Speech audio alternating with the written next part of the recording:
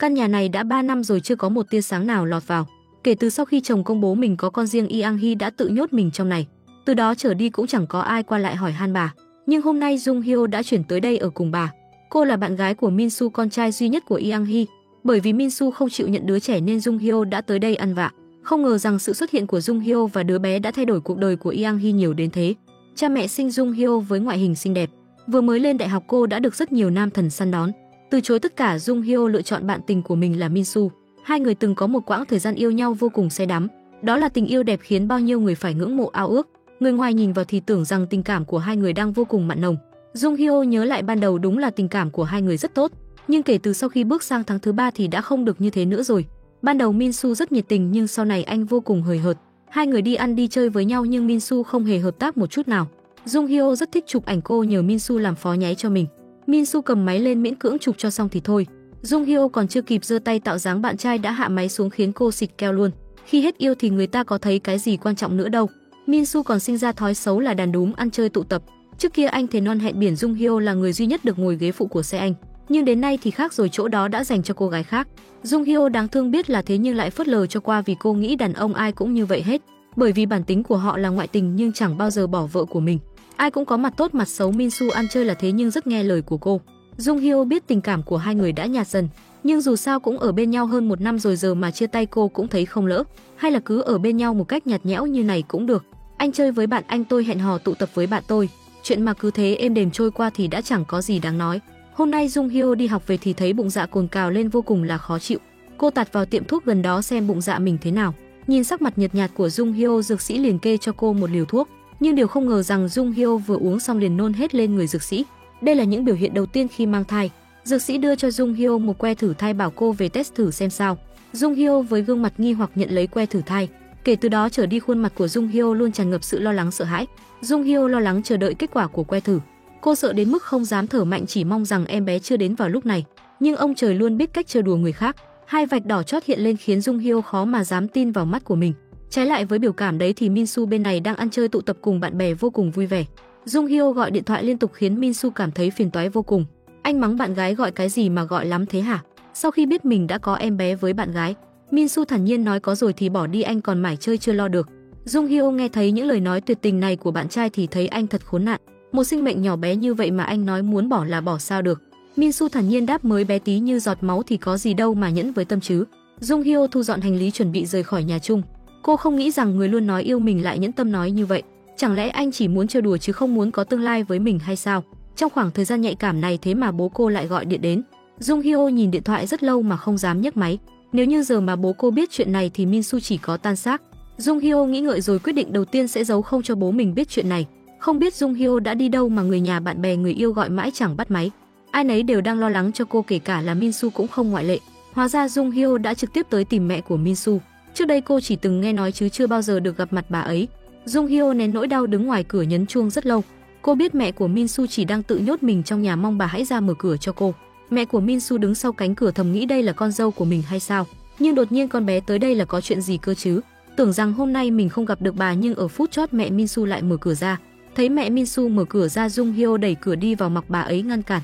Jung Hyo nói thẳng luôn vào vấn đề chính, cô tới đây là để được ở trong căn nhà này. Cô đã mang thai với Min Soo nhưng anh ấy chối bỏ trách nhiệm nên cô phải gọi bà. Mẹ Min Soo nghe được những lời này thì tạm thời cho cô vào nhà.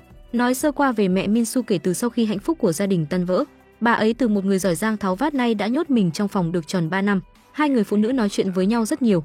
Tuy là ngồi được một lúc rồi nhưng Jung Hyo vẫn cảm thấy bầu không khí ở đây vô cùng lạnh lẽo, bởi vì mẹ Min Soo cứ đóng chặt cửa 24/24 nên chẳng có một tia nắng nào có thể lọt vào căn phòng. Jung Hyo nghĩ như nào cũng không thể hiểu được sao người phụ nữ này có thể sống ở đây 3 năm được chứ. Bầu không khí này dành cho một người đang sống sao? Quay ngược lại quá khứ, Yang Hee từng là một người vợ hạnh phúc. Cô có một đứa con và một người chồng giỏi giang. Nhưng vào một ngày chồng cô nói rằng mình đã có một đứa con riêng 3 tuổi. Yang Hee dường như đã lường trước được chuyện này.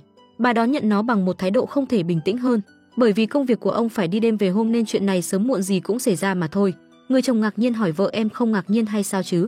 Yang Hee thờ ơ như chẳng có chuyện gì xảy ra. Sang Jin hỏi vợ biết rồi hai người có ly hôn không? Yang Hee chưa trả lời ngay mà chọn tới tìm luật sư riêng xin tư vấn. Bởi vì Sang Jin là cơ trưởng nên nếu ly hôn ở thời điểm này là điều vô cùng bất lợi với bà. Nếu như bà chấp nhận điều đó có nghĩa là toàn bộ số tiền đó sẽ thuộc về con riêng của chồng. Thứ Yang Hee nhận lại chỉ là một chút tiền bồi thường. Nó chẳng khác nào muối ở trong đại dương cả. Luật sư khuyên Yang Hee hãy cố nhẫn nhịn rồi nhân cơ hội tốt lấy hết số tiền của chồng mình. Với tình hình hiện tại đó là cách tốt nhất với bà rồi. Sau khi gặp luật sư, Yang Hee đến tìm chồng mình. Bà cương quyết rằng bằng mọi giá cũng sẽ không chấp nhận lời đề nghị ly hôn, kể cả là phải nuôi con của chồng hay là cho con bé vào hộ khẩu nhà này. Sang Jin nghe những lời này thì vô cùng bàng hoàng, không tin vào tai mình. Sao vợ mình hôm nay có thể dễ tính như vậy được cơ chứ? Ông ta không hề biết rằng những gì đang diễn ra đều nằm trong dự tính của Yang Hee. Quãng đời sau này chồng bà sẽ phải sống trong sự dằn vặt vì đã lừa dối vợ. Tất cả tiền lương của chồng sau này cũng vẫn sẽ do bà giữ. Bà cho tiền bọn họ là bởi vì không để bọn họ chớt đói, hơn nữa còn phải mang ơn bà khi được sống như vậy. Loại người như ông ta có cho ai bà cũng không quan tâm, nhưng bà cũng tuyệt đối sẽ không để ai cướp mất, đây chính là sự trừng phạt dành cho ông ta. Yang Hee giải quyết chuyện này vừa quyết liệt vừa thô bạo. Khi cô về tới căn nhà lạnh lẽo thì mới thoát khỏi lớp ngụy trang mạnh mẽ của mình. Tuy Yang Hee luôn tỏ ra rất bình tĩnh, nhưng thật ra cô đã rất suy sụp khi gia đình mà mình đã dùng hết 20 năm tâm huyết để xây dựng lại bị đổ vỡ như vậy, bao gồm cả cuộc sống của cô. Yang Hee khóa trái cửa lại, tự mình bảo vệ căn nhà không trọn vẹn này. Kể từ đó trở thành một chấp niệm không thoát ra được. Sau này căn nhà này sẽ do bà bảo vệ rồi, ông ta không có tư cách để đi vào. Từ đó trở đi ngôi nhà của Yang Hee không có bất cứ ai ra vào. Cô cũng không đi ra ngoài nên căn phòng ấm áp đã trở thành ngục tù lạnh lẽo. Nơi đây đã giam giữ người phụ nữ này suốt 3 năm. Cho dù Yang Hee bị bệnh tật dày vò còn suýt chút nữa không chống đỡ nổi, những giọt nước mắt đau khổ không ngừng tuôn rơi, nhưng cô cũng đều tự mình cắn răng chịu đựng và vượt qua mà không chịu ra ngoài. Chỉ là Yang Hee không ngờ được rằng cuộc sống thê thảm tách biệt với thế giới như vậy lại bị cô gái Jung Hyo này phá vỡ. Yang Hee biết Jung Hyo đã mang thai con của con trai mình. Bà vốn tưởng rằng Jung Hyo sẽ giống với đa số những cô gái ham tiền khác, muốn dùng đứa con để moi móc tiền. Không ngờ rằng Jung Hyo chỉ muốn ở lại đây cho đến khi cô phẫu thuật xong và sức khỏe được hồi phục lại. Bà tưởng mình nghe lầm, Jung Hyo nói không biết bà đã nghe ra được gì. Nếu như bà đã nghe được vậy thì cô muốn sống ở đây, bà không có nghe nhầm đâu. Jung Hyo còn uy hiếp bà Yang Hee nếu như không đồng ý, cô sẽ đem chuyện mình mang thai nói cho người bố thương yêu của mình biết, đến lúc đó bố cô sẽ làm to chuyện lên. Công việc cơ trưởng của bố Min Soo cũng sẽ bị ảnh hưởng. Bà cũng vì thế mà mất đi nguồn trợ cấp kinh tế, nếu như vậy bà và cô sẽ phải làm như thế nào đây? Đến lúc đó có khi chưa làm phẫu thuật phá thai mà cô đã bị đánh chết rồi. Còn bà sau này sẽ không thể lấy được một đồng nào từ chỗ bố của Min Soo nữa. Yang Hee vốn dĩ rất ghét người ngoài bước vào nhà của mình, nhưng sau khi so sánh giữa cái lợi và bất lợi, bà vẫn đồng ý cho Jung Hyo tạm thời ở lại. Yêu cầu duy nhất của bà chính là Jung Hyo không được gây ra bất cứ một âm thanh nào. Tuy vậy Jung Hyo bị nôn nghén rất nghiêm trọng, cả đêm đều nôn không ngừng. Tiếng ồn khiến Yang Hee rất buồn bực và khó chịu. Bà đi ra ngoài mới biết Jung Hyo đã bị ngất xỉu.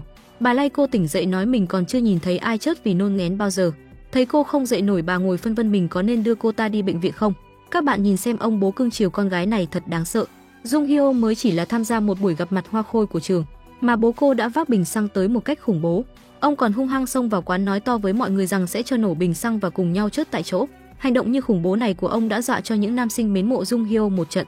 Bởi vì nhà của Jung Hyo là gia đình đơn thân, mẹ cô vừa sinh cô ra đã ly hôn với bố cô rồi bỏ rơi họ ở lại, nên từ đó trở đi bố của Jung Hyo rất không nỡ rời xa cô. Dù cho Jung Hyo đã trưởng thành nhưng mỗi tuần ông cũng sẽ tới chỗ ở của cô để tự mình dọn dẹp nhà cửa cho cô. Ông đem tất cả tình yêu của mình trao hết cho Jung Hyo. Ông coi Jung Hyo giống như mạng sống của mình.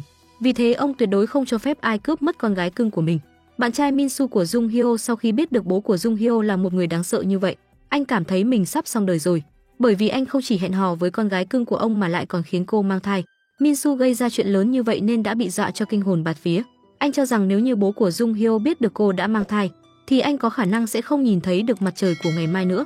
Min Soo chỉ đành kêu bạn bè của mình đi khắp nơi tìm Jung Hyo. Anh muốn khuyên cô bỏ đứa bé này để tránh thiệt hại, nhưng mà họ mãi vẫn không tìm được cô. Chuyện ngày càng trở nên phức tạp hơn. Min Soo nghi ngờ rằng Jung Hyo đang trốn tránh anh là bởi vì cô muốn sinh đứa bé ra, nên anh vẫn luôn sốt ruột mà gọi cho Jung Hyo, nhưng tiếc rằng không có ai nghe điện thoại. Min Soo vô cùng lo lắng. Anh cảm thấy Jung Hyo còn trốn tránh nữa thì sẽ bỏ lỡ cơ hội tốt nhất để bỏ đi đứa bé. Anh kêu cô sớm bỏ đứa bé đi là vì nghĩ cho cô đó phiền chết đi được. Min Soo xem lại lần nữa video mà bố Jung Hyo vừa điên cuồng vừa đáng sợ xông vào quán. Bỗng nhiên anh nảy ra một ý tưởng, sau đó bố của Min Soo nhận được điện thoại của con trai đã lâu không liên lạc. Không ngờ rằng tin ông nghe được lại là con trai mình đã khiến con gái nhà người ta mang thai. Ông nghe xong rất tức giận, liền lập tức chạy tới nhà của Min Soo. Lúc này Min Soo đang ở nhà chuẩn bị tâm lý đón nhận cơn thịnh nộ của bố mình. Anh đã sớm biết rằng bố mình sẽ nổi trận lôi đình rồi sẽ đánh anh một trận. Nhưng mà chuyện này so với việc Jung Hyo lén lút sinh con ra, khiến anh 20 tuổi đã phải làm bố mà bị con cái hành hạ, đánh mất cả tương lai, thì việc bị đánh đau không là gì cả. Bên này thì mẹ của Min Soo nhìn thấy Jung Hyo vì nôn nghén mà ngất đi trên sàn. Bản tính lương thiện không cho phép bà nhìn thấy chất mà không cứu, nhưng do đã 3 năm bà không ra khỏi nhà, cùng lắm là chỉ bước tới cửa nhà, nên việc này khiến bà hoảng hốt lo sợ. Dường như khi bà bước ra cửa thì bà sẽ làm trái với lời thề bảo vệ căn nhà này năm đó. Yang Hee thử nhắm vào cánh cửa rất nhiều lần nhưng cảm giác lo sợ khiến bà không thể làm được. Yang Hee cố gắng thở một hơi khiến cho mình bình tĩnh lại. Nếu chuyện đã như vậy, cuối cùng Yang Hee vì Jung Hyo mà lần đầu tiên trong 3 năm bước ra khỏi căn nhà vừa tăm tối vừa lạnh lẽo đã giam giữ mình. Yang Hee vội vàng đỡ Jung Hyo đang rất yếu đi tới hầm đỗ xe. Tìm chiếc xe bị bụi bặm bám đầy của mình, bà nhanh chóng đưa Jung Hyo vào viện. Trong thời gian đó, bà Yang Hee cảm thấy rất sợ hãi bởi khung cảnh lạ lẫm xung quanh. Lúc này bà muốn quay về nhưng khi nhìn Jung Hyo cuối cùng thì bà cũng đã đưa Jung Hyo tới bệnh viện. Bác sĩ nói rằng tình trạng của Jung Hyo không có gì đáng ngại cả. Tuy rằng nôn nghén rất nghiêm trọng nhưng sau khi phẫu thuật lấy thai ra thì sẽ không sao nữa. Yang Hee hỏi bác sĩ bây giờ có thể làm luôn không? Bác sĩ nói đúng vậy, có thể làm luôn. Nhưng mà phẫu thuật này cũng giống như sinh con vậy, cần phải tiêm chất bổ. Bà Yang gật đầu kêu bác sĩ dùng loại tốt nhất cho Jung Hyo. Jung Hyo được bác sĩ đẩy lên bàn phẫu thuật. Lúc nhìn thấy các loại dụng cụ phẫu thuật của bác sĩ, cô cũng đã chuẩn bị tâm lý. Ca phẫu thuật lập tức được bắt đầu nhưng rồi Jung Hyo bỗng nhiên cảm thấy hối hận. Chàng trai tên Min Soo này không cẩn thận nên đã khiến bạn gái mang thai. Bố anh sau khi biết được chuyện mà anh đã làm, ông lập tức nổi trận lôi đình. Nhưng khi hai người uống say thì cơn giận liền tan biến, họ nói ra những đau khổ trong lòng mình. Cùng lúc đó Jung Hyo đang ở bệnh viện làm phẫu thuật. Trong lúc ý thức mơ hồ, trong đầu cô bỗng hiện ra cảnh tim thai nhi đang đập, còn thấy cả sự vui mừng của bố mình khi biết cô mang thai. Ông nói lúc nhìn ảnh không có cảm giác gì nhưng lúc nghe thấy tiếng tim đập cảm xúc vô cùng bồi hồi. Bác sĩ nói khi thai nhi có nhịp tim chính là lúc cuộc sống của nó bắt đầu. Trong thời khắc đó Jung Hyo bỗng nhiên hối hận.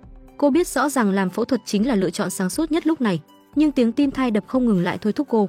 Bên ngoài phòng phẫu thuật, Yang Hee đi cùng với Jung Hyo đang đợi bên ngoài. Bỗng nhiên nghe thấy tiếng khóc của cô, bà đã nhẹ nhàng mở cửa ra. Một bên là Jung Hyo đang nước mắt lưng tròng cầu xin bác sĩ dừng tay, một bên là các loại dụng cụ phẫu thuật đã được bác sĩ chuẩn bị. Yang Hee vẫn mong là Jung Hyo sẽ vẫn tiếp tục làm phẫu thuật. Dù gì thì như vậy bà với Min Soo hay là Jung Hyo cũng sẽ gặp ít rắc rối hơn. Cuối cùng Yang Hee lặng lẽ rời khỏi phòng phẫu thuật, nhưng sau đó lại đứng lại mắng con trai mình thật là phiền phức. Jung Hyo tỉnh lại, phản ứng đầu tiên là sờ vào bụng mình, hỏi y tá con của mình đâu. Y tá cười nói sản phụ và con đều rất khỏe. Khi Jung Hyo biết Yang Hee đã ngăn cản ca phẫu thuật thì trong lòng cô vô cùng biết ơn. Bà Yang Hee đang dọn dẹp căn nhà tối tăm thiếu ánh sáng. Nếu như Jung Hyo quyết định sinh con thì bà cũng phải thay đổi một chút. Jung Hyo về đến nhà thì đã nhìn thấy một bàn thức ăn. Chỉ tiếc là cô ấy nhìn thấy đồ ăn là liền muốn nôn nên không ăn được chút nào. Jung Hyo biết đó là ý tốt của Yang Hee thì chủ động cảm ơn Yang Hee. Khi mà cuộc phẫu thuật không thành công nhưng mà vẫn lo lắng và quan tâm cô, bà lại tỏ vẻ lạnh lùng nói nhìn mình thật sự như vậy à? Bà không có ý tốt gì cả, tất cả chỉ là kế hoạch sinh tồn của bà mà thôi phải không? Đối với bà thì đứa con trong bụng của Jung Hyo chỉ là thứ đồ để bà có thể nắm giữ được tài sản của chồng mình. Đứa con mà chồng không chịu trách nhiệm thì bà ta có thể chịu trách nhiệm. Như vậy thì bà ta vẫn sẽ có giá trị và nắm giữ được địa vị hiện tại của mình. Jung Hyo bất ngờ nhưng mà cũng không thể làm như vậy chứ. Yang Hee nói như thế thì có làm sao? Để giữ vững hạnh phúc gia đình, bà ngay cả con của người khác đều nguyện ý nuôi. Cho dù có phá thai hay là nuôi lớn thì đối với bà việc đó quá đơn giản. Người bố mặc dù rất tức giận nhưng vì để giải quyết vấn đề, ông ấy chỉ có thể đi đến gặp bố của bạn gái con trai để thương lượng. Trước khi đi, bố của Min Soo còn cố ý mặc lên bộ trang phục cơ trưởng của mình. Ông ấy muốn tạo áp lực cho đối phương. Hơn nữa còn thể thốt mà nói với con trai rằng ông ấy chắc chắn sẽ xử lý chuyện này ổn thỏa thôi.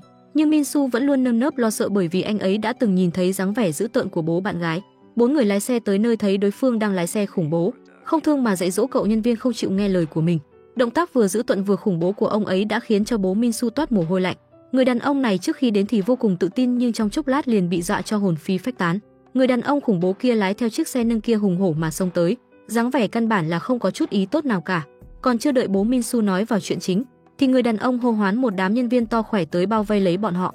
Người đàn ông vừa nghe thấy chuyện có liên quan đến con gái mình liền thay đổi 180 độ. Bố của Min Soo biết rằng nếu bây giờ nhắc tới chuyện con gái ông ta có thai thì chắc chắn bọn họ sẽ bị ông ta đánh chết. Trong tình thế cấp bách, ông liền vội vàng mà nói dối rằng công ty hàng không của bọn họ đang tài trợ cho một vài học sinh. Jung Hyo vì quá ưu tú nên đã được chọn. Người đàn ông nghe thấy thế liền lập tức cười tươi như hoa rồi còn xin lỗi hành động thô lỗ vừa rồi của mình. Hơn nữa còn nhiệt tình mà mời họ đi uống cà phê. Lúc này người đàn ông mới bộc bạch mà nói rằng mình là bố đơn thân, thực sự nuôi con một mình rất vất vả.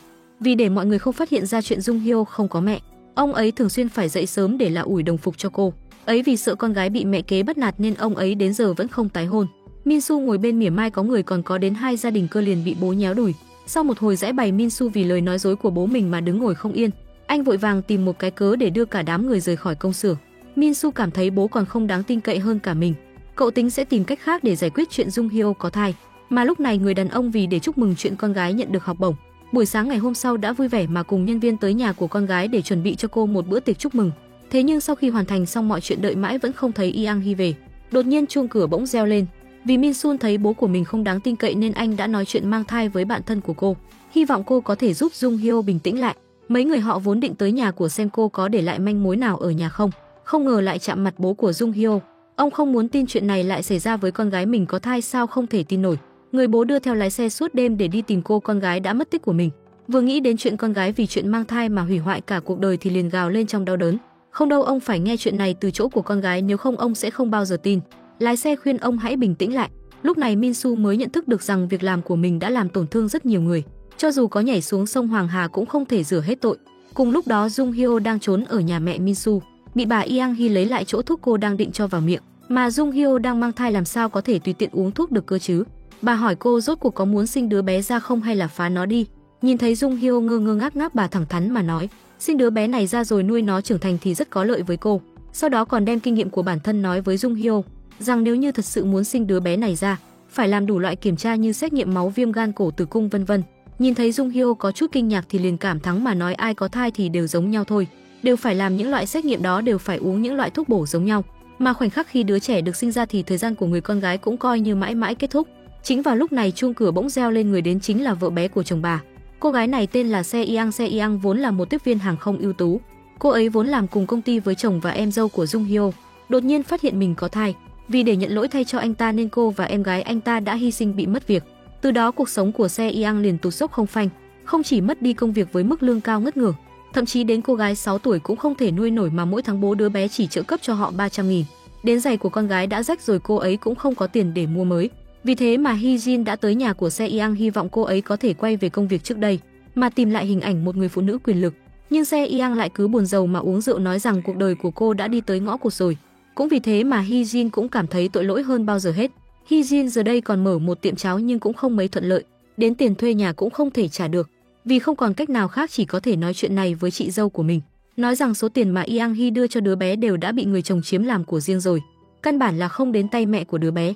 Hy vọng chị dâu có thể trực tiếp đưa tiền cho Se Giang. Yang Hee không ngờ rằng chồng của mình lại là người khốn khiếp như thế, nên cô ấy chỉ có thể chủ động liên hệ với Se Yang. Mà Se Yang cho rằng hành động đó của Jung Hyo chỉ là để chứng tỏ chủ quyền muốn cướp đi con gái của cô, nên tức tối mà đi tìm Jung Hyo để hỏi cho rõ ràng. Cô thể không cho cô ta được yên, cô phải giết chết bọn họ, khiến cô trở thành bộ dạng như thế này, lại còn muốn cướp con gái khỏi vòng tay của cô. Cô nhất định giết chết bọn họ. Thấy người đến là Se Yang, Jung Hyo định mở cửa ra thì Yang Hee cản lại. Bà rõ ràng biết mở cửa ra sẽ xảy ra chuyện gì mà vẫn muốn mở cửa ra sao? Bà nói dù sao mình cũng đang rảnh mà. Jung Hyo liền mắng bà điên rồi, bà không nhìn thấy tình hình hiện tại thế nào sao? Cô cho rằng bà ở trong nhà nhiều đến nỗi bị ngốc rồi. Đây là lần đầu tiên trong mấy năm nay một Yang Hee cô độc không ai bên cạnh, luôn dựa vào bản thân để vượt qua tất cả. Giờ lại có người đứng về phía bà, tốt với bà cảm thấy sự ấm áp lâu ngày mới có.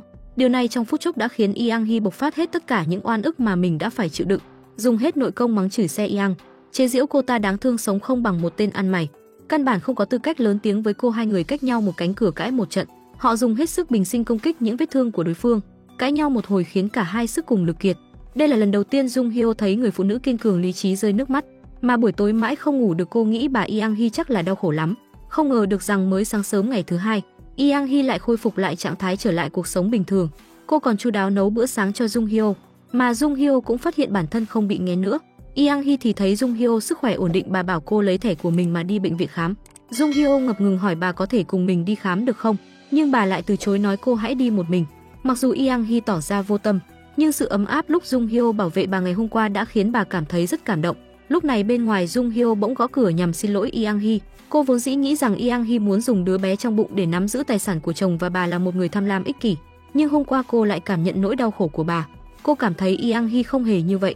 Việc bà không nói mà cô đã hiểu này khiến Yang Hee cảm động rơm rớm nước mắt. Jung Hyo nói thành thật cô muốn nương tựa vào bà, có lẽ là vì cùng là phụ nữ nên cô tin tưởng bà. Thật ra trong người đang mang thai nên cô cũng rất rối bời. Cô không muốn giống như lời Yang Hee nói sinh con xong một thân một mình nuôi con, nhưng lại không nỡ bỏ đi đứa con của mình nên muốn đi bệnh viện kiểm tra một chút rồi tính sau. Chính lúc này cánh cửa đằng sau mở ra, không ngờ Yang Hee đã sớm chuẩn bị để cùng Jung Hyo đi khám thai. Trong bệnh viện Jung Hyo nghe bác sĩ nói rằng đứa con rất khỏe mạnh, sau này chắc chắn sẽ học rất tốt. Nhìn đứa con tim đập khỏe mạnh, phút chốc cảm xúc hỗn độn. Mỗi lần nghe thấy nhịp tim con đập cô đều cảm thấy rất thần kỳ. Đúng là rất thần kỳ, vì thai có tới 2 nhịp tim là sinh đôi rồi. Yang Hee đưa Jung Hyo từ bệnh viện đi ra. Lúc lấy xe ra bỗng nhìn thấy Jung Hyo đang bị một tên đàn ông quấy rầy. Anh ta chặn Jung Hyo lại, muốn cô để lại phương thức liên lạc. Nhưng cảnh này lại bị Yang Hee cùng cô đến bệnh viện nhìn thấy hết. Bà liền trực tiếp đi tới Jung Hyo, lập tức gọi Yang Hee là mẹ. Yang Hee cũng phối hợp hỏi tên cha nam này là ai, tại sao lại muốn liên lạc với con dâu của bà. Tên cha nam ngạc nhiên hỏi cô ấy kết hôn rồi sao? Jung Hyo đã nói mình mang thai rồi mà hắn ta tưởng cô đang lừa hắn, nhìn cô trông còn rất trẻ. Yang Hee chất vấn tên đàn ông, nếu đã trông thấy cô ấy còn rất trẻ thì tại sao một người đàn ông hơn 30 tuổi như hắn lại đi đến bắt chuyện làm gì? Tên đàn ông cố gắng giải thích nhưng lại bị Yang Hee chặn họng, chửi bới một trận già rồi còn không nên nết. Tên đàn ông liên tục nói xin lỗi nhưng bà không có ý định tha cho hắn, còn đòi danh thiếp của anh ta. Bà muốn nói cho bản dân thiên hạ biết chuyện anh ta quấy rối bà bầu. Hắn ta bị Yang Hee dọa cho chạy bạt mạng. Yang Hee tức giận bảo vệ Jung Hyo khiến cô vô cùng vui mừng. Suốt dọc đường cô không ngừng khen ngợi bà quá cool ngầu, không sợ trời không sợ đất. Không ngờ Yang Hee đột nhiên dừng xe lại, bà không nhịn được mà khóc to. Hành động bất ngờ này khiến Yang Hee rất hoang mang, cô hoảng hốt hỏi bà làm sao vậy. Yang Hee lại nức nở khóc nói đã rất lâu rồi không được như vậy, đã rất lâu không được thoải mái như vậy, sảng khoái quá. Jung Hyo nhẹ nhàng vuốt ve bàn tay của Yang Hee, nhẹ nhàng an ủi bà. Vừa về tới nhà, Yang Hee đã đưa cho Jung Hyo một lọ thuốc mỡ, nói bôi nó lên bụng để tránh rạn ra khi mang bầu. Jung Hyo ngạc nhiên không thôi. Yang Hee nói thẳng với cô khi mang bầu ra sẽ bị căng lên, nếu không chăm sóc cẩn thận thì sẽ để lại những vết rạn khiến người phụ nữ hối hận nhất. Jung Hyo hỏi bà cho rằng cô sẽ sinh đứa bé ra sao. Yang Hee mỉm cười nói đúng vậy, những ngày tháng bọn họ sống cùng nhau sẽ dài hơn rồi. Jung Hyo biết rằng bà là người mạnh miệng nhưng trong lòng lại rất yếu đuối. Nhân lúc quan hệ giữa hai người hòa hợp, cô đã nói ra chuyện hoàn cảnh khó khăn của nhà con gái riêng của bà. Bà kêu cô đừng lo chuyện bao đồng, nhưng khi quay về phòng lại không kìm được mà lén mở ảnh của con gái riêng ra xem. Bà nói con cái không có tội, sau đó thì lập tức chuyển khoản đặt bánh cho con gái Se Yang một chiếc bánh kem. Khi Se Yang nhận được món quà đã vô cùng vui mừng và chạy đi nói với mẹ. Se Yang trong lúc tức giận cô đã nói sẽ khiến cho mình và ông ấy xấu mặt. Ông thấy giọng điệu của Se Yang có chút không ổn, ông đoán được sắp có chuyện lớn xảy ra nên ông đã vội vã suy nghĩ và chạy đi ngăn cản. Một bên khác, Giang nhìn thấy dáng vẻ vô cùng tức giận của Se Yang trước cửa, bà lại đi vào phòng nhìn thấy Jung Hyo đang ngủ say. Bà lo sẽ ồn đến Jung Hyo nên đã nhẹ nhàng đóng cửa lại, nếu chuyện đã như vậy rồi thì chiến thôi. Yang Hee chuẩn bị đối mặt với tiểu tam điên cuồng ngang ngược này. Bà trực tiếp mở cửa ra, túm lấy tóc của Se Yang, trực tiếp kéo cô ta vào trong. Một căn nhà không có một tia ánh sáng mặt trời nào. Hãy mở to mắt ra mà nhìn địa ngục mà cô ta đã tạo ra cho bà. Nơi mà cô đã phá hoại chính là căn nhà này. Jung Hyo bị tiếng cãi nhau của hai người làm cho thức giấc. Vừa đi ra cửa nhìn thấy hai người đang hỗn chiến, cô vội vàng đi tới ngăn hai người lại. Trong lúc giằng co không may bị Se Yang hất ngã xuống sàn. Mà lúc này hai người họ vẫn đang túm lấy nhau không buông, ai cũng không muốn thua cuộc. Ông chồng đi tới nhìn thấy hai người đang hăng say chiến đấu thì liền cảm thấy đau đầu. Nhân lúc Yang Hee đi đỡ Jung Hyo dậy, ông lập tức đi tới ngăn Se Yang đang lên cơn điên lại. Se Yang còn định muốn lao đến nhưng ông chồng ngăn lại, lớn tiếng nói cô ta điên rồi, sao cứ phải làm loạn hết lên như thế. Se Yang tức giận đau khổ gào thét lên, tất cả những điều này là do ai chứ? Khiến cô ta phát điên như này là ai chứ? Khi ra ngoài, ông chồng muốn ngăn Se Yang lại muốn nói chuyện tử tế, nhưng Se Yang bảo ông khi nào ly hôn với Yang Hee xong thì nói chuyện. Ông ta ôm một bụng ấm ức rằng là mình đang sống với con, nhưng cô ta lại nhất định không cho ông gặp con gái, thậm chí còn không cho mình đến gần phòng con gái. Trong lúc hai người đang cãi nhau, Se Yang nhận điện thoại của mẹ. Nghe thấy những lời quan tâm từ mẹ, cô không kìm nén nổi nữa mà bộc phát, bắt đầu trách móc từ nhỏ đã bị bán cho một gia đình giàu có. Chính vì mẹ cứ như vậy cho nên thành tích mới khác biệt, học bổng cầm đến nhũn cả tay. Con rất nhanh đã được thăng quan tiến chức. Vốn dĩ cô ấy đã có cả một tương lai tươi sáng, bây giờ lại rơi vào vực thẳm y như mẹ mình vậy. Xem mặt nào cũng không bằng người đàn ông của cô. Giờ nói đến mẹ cô lại cảm thấy thật nực cười. Cô phải chịu biết bao nhiêu sỉ nhục giáo huấn, bà có biết không? Bao nhiêu ánh mắt coi thường, bao nhiêu người sỉ nhục cô. Mẹ cô lảng tránh bảo cô đừng nói nữa. Bà chuẩn bị cúp máy thì Se Yang thét lên kêu bà đừng có cúp. Cho đến cuối cùng cũng chỉ có thể trở nên thảm hại như mẹ thôi. Bà không muốn nghe thêm liền tắt máy, rồi lại ngồi khóc nhìn lên tấm ảnh dạng người của con gái. Sau khi bố của Jung Hyo biết được Min Soo là bạn trai của con gái thì tức giận lôi anh ta đi tìm đứa con gái đã âm thầm trốn đi của mình. Min Soo nghe những gì cô bạn thân của Jung Hyo nói thì đoán được có lẽ Jung Hyo đang trốn ở nhà mẹ mình. Thế là đã dẫn bố của Jung Hyo là ông Soo Chun đến đó. Nào ngờ khi vào nhà lại thấy bên trong vô cùng bừa bộn. Khi Soo Chun bình tĩnh lại thì lại thấy chiếc vali quen thuộc của con gái trong phòng ngủ. Con gái ông thật sự đang ở đây sao? Lúc này Min Soo lại thấy trên bàn có cuốn sổ tay cho sản phụ, bên trong còn có ảnh siêu âm của đứa bé. Lúc này trong lòng Min Soo có một cảm giác khó nói thành lời. Trước khi bị ông bố của Jung Hyo phát hiện, anh vội vàng giấu tấm ảnh đi, bởi vì không tìm thấy Jung Hyo mấy người lại đến nhà vợ lẽ của bố Min Soo. Dù cho Min Soo một mực cho rằng Jung Hyo sẽ không đến đây, nhưng Soo Chun lại nghĩ rằng nơi càng không ở thì lại càng có thể. Nhưng Min Soo không muốn lỗ mãng xông vào nhà của bố, thế là cứ ngồi trong xe, sau đó liền gọi điện cho bố để hỏi thử. Nhưng ông bố còn chưa về đến nhà, giờ lại nghe nói bố của Jung Hyo tìm đến thì đau đầu không thôi. Ông nói cứ ngồi im đó, bố sẽ tới. Soo Chun vốn đang tức giận đùng đùng, nhưng khi thấy người mở cửa là một cô bé đáng yêu, một người cha luôn yêu thương con gái như ông, liền dịu lại. Đúng lúc này thì Se Yang vừa hay quay về, lại nghe Soo Chun nói muốn gặp Jung Hyo, mà bà ấy lại vừa cãi nhau với Yang Hee nên liền kiên quyết đuổi, khiến ông bố vô cùng cạn lời. Ông lại gặng hỏi Min Soo, ông bố của cậu có bạo hành gia đình không? Min Soo giơ tay đảm bảo ông bố mình chưa bao giờ đánh phụ nữ. Trước đó Jung Hyo đang mang thai bị đẩy ngã đã được đưa đến viện kiểm tra. Claire ở đằng trước thu hút sự chú ý của cảnh sát trưởng. Trên đường Jung Hyo không nhịn được mà hỏi Yang Hee, tại sao nhà của bà đã náo loạn đến mức này mà bà vẫn không ly hôn? Nào ngờ Yang Hee lại vô cùng trực tiếp mà nói là vì tiền. Nhưng Jung Hyo sao có thể tin vào lý do đơn giản đó? Cô vẫn cho rằng bà không ly hôn là vì nguyên nhân sâu xa khác. Dù sao những ức ức mà bà phải chịu còn gấp hàng trăm lần những lợi ích mà bà có được. Hai người vào nhà thì trong đó đã không còn ai nữa. Nửa đêm Jung Hyo bỗng bị tiếng ồn làm thức giấc. Không ngờ Yang Hee đang lắp thêm một ổ khóa vào cửa nhà, còn thề rằng sẽ không để ai xông vào nhà nữa. Jung Hyo nhất thời không thể hiểu nổi tại sao một người không làm gì sai như Yang Hee lại cứ phải nhốt mình lại như vậy. Nhưng hai người vừa về phòng thì lại có người đến gõ cửa. Yang Hee tâm trạng bồn chồn, chồng bà đứng ngoài kêu bà ra mở cửa, nói bố của Jung Hyo vừa mới đến đây. Jung Hyo nghe thấy bố mình vừa đến đây thì hoảng hốt vô cùng. Yang Hee lại cho rằng chồng bà Sang Jin vì muốn vào nhà cho nên mới viện ra cái lý do hoang đường như vậy. Thế là bà liền gọi cho cảnh sát báo có người định xông vào nhà mình. Sang Jin nghe vậy thì cạn lời tức giận đá vào cửa, thề sẽ không quan tâm đến chuyện này nữa. Vừa đuổi được Sang Jin đi lại đột nhiên nhớ đến lúc mới vào nhà, trong nhà đã được thu dọn gọn gàng, có lẽ bố của Jung Hyo thật sự đã đến đây. Đột nhiên chuông cửa lại vang lên, đúng là ông bố nhà mình đây rồi, đúng là bố thật rồi. Sau khi bảo Min Su nhập mật khẩu mở cửa lại thấy bên trong khóa trái, nhận ra có người ở nhà, ông biết con gái đang ở bên trong liên tục gọi con gái mở cửa cho mình. Jung Hyo nhìn thấy bố vì lo lắng cho mình mà nghẹn ngào, những cái đắng và tủi hờn chỉ có khi mang thai đã hoàn toàn bùng nổ. Ông bố đứng bên ngoài mếu máo hỏi cục cưng của ông, giữa hai người sẽ không có bí mật đâu đúng không, năn nỉ cô mở cửa cho ông. Thấy vẫn không có ai mở cửa, người cao cao tại thượng như ông ấy, thậm chí còn cầu xin mẹ Min Su hãy mở cửa cho mình, ông hứa sẽ không làm loạn. Yang Hee thấy ít nhất ông ấy không đến để bắt ép Jung Hyo và làm loạn thì định ra mở cửa. Không ngờ lần này đến lượt Jung Hyo không dám mở cửa rồi. Bố vì cô mà bất giác khóc lớn không ngừng khiến Jung Hyo vô cùng đau lòng, cũng khiến người gây ra rắc rối như cô càng không biết phải đối diện với bố thế nào. Yang Hee thấy vậy đã dịu dàng che mắt Jung Hyo, lại biết được bố con hai người đều không dễ chịu. Lúc này bố Min Su đã gọi điện đến đề nghị muốn gặp bố Jung Hyo để thương lượng cách giải quyết. Vì vậy mà bố Jung Hyo phải rời đi. Bên này người đồng nghiệp thân như anh em của Sang Jin không hiểu tại sao Min Su và Yang Hee gây chuyện mà lại khiến Sang Jin phải đích thân ra mặt giải quyết. Sang Jin liền hỏi ngược lại anh ta có lo được hết chuyện của mình không? Cũng sẽ có một số chuyện không tự gánh vác được. Mỗi người đều có những chuyện như thế, ông có anh ta cũng có, Min Su và Jung Hyo cũng có. Cùng lúc đó Yang Hee nhìn căn nhà u ám mà không khỏi chua xót. Nơi này từng là lồng giam cầm bà ấy nhưng hôm nay lại hại Jung Hyo giống hết mình, cứ nhốt mình lại cảm giác như thế nào?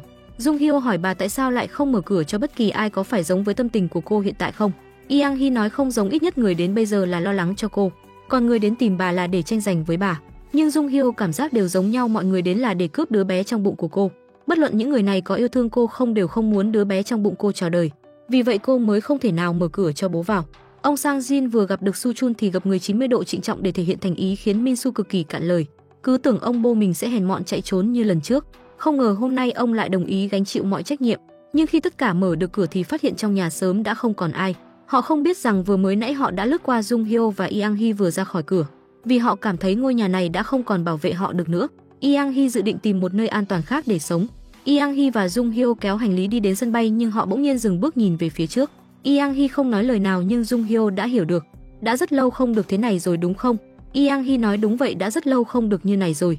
Đã rất lâu không có được thấy tim đập rộn ràng và hồi hộp thế này. Đã rất lâu không bước bên một ai đó, chính sự xuất hiện của Jung Hyo đã âm thầm chữa lành trái tim đã bị tàn phá từ lâu của Yang Hee. Lúc này Yang Hee nhận được tin vợ đã đặt vé máy bay đi đảo Jeju. Thế là họ lập tức đuổi theo đến sân bay mua vé chuyến bay gần nhất. Mấy người vừa xuống máy bay đã có một nhóm người hùng hổ đến đón. Hóa ra là người của ông bố Jung Hyo. Chuyện này làm cho Min Su đứng một bên run lẩy bẩy giống như là đại ca xã hội đen vậy. Mấy người họ lên xe đi thẳng đến khách sạn mà Yang Hee và Jung Hyo ở. Trên đường đi Min Su lén lút nhìn bức ảnh của đứa trẻ, bỗng nhiên có chút mơ hồ đối với tương lai. Đến khách sạn, Sang Jin dùng giấy tờ tùy thân tra được căn phòng mà hai người Jung Hyo ở. Bố Jung Hyo không nhiều lời liền muốn tìm người, không ngờ lại bị Min Su ngăn cản. Mọi người đều nóng lòng muốn giải quyết phiền phức là việc Jung Hyo mang thai.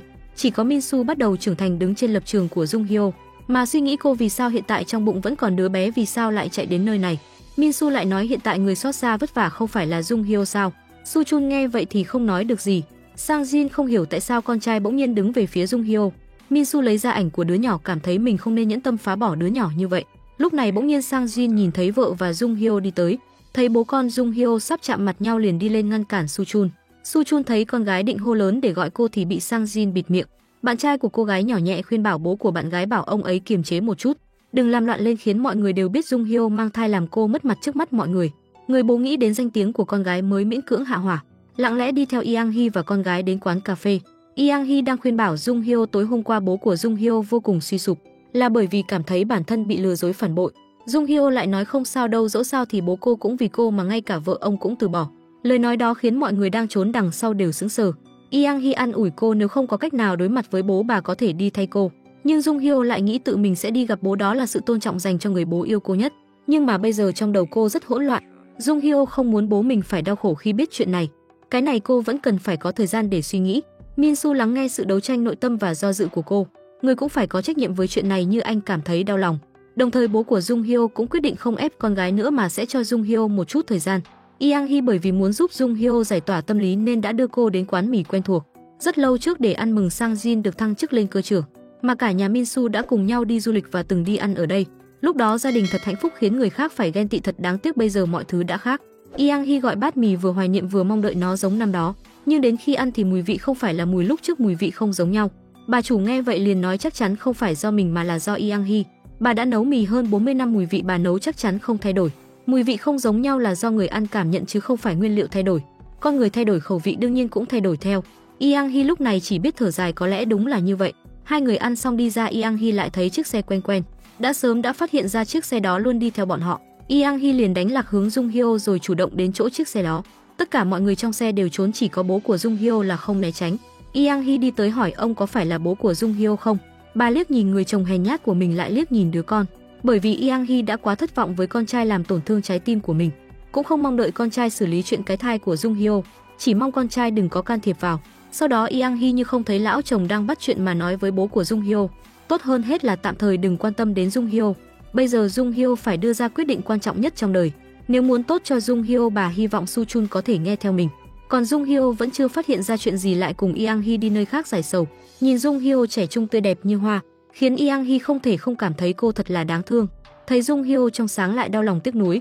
Cô ở độ tuổi này mà phải buông bỏ cuộc đời của mình thật là đáng thương. Yang Hee với góc nhìn của người từng trải khuyên Jung Hyo nên suy nghĩ cuộc đời thuộc về mình. Một khi cô trở thành mẹ thì sẽ thuộc về gia đình, những thứ đẹp đẽ hạnh phúc của cá nhân đều sẽ mất đi. Jung Hyo lại không nghĩ như vậy, cô nói tự bản thân sẽ tạo ra những thứ không thuộc về gia đình, tạo ra những ký ức tươi đẹp. Cuộc sống có tươi đẹp hay không là do chính bản thân mình. Bố của Jung Hyo ở đằng xa lặng lẽ nhìn con gái, tâm trạng càng thêm rối bời. Sang Jin chủ động nói chuyện với Soo Chun.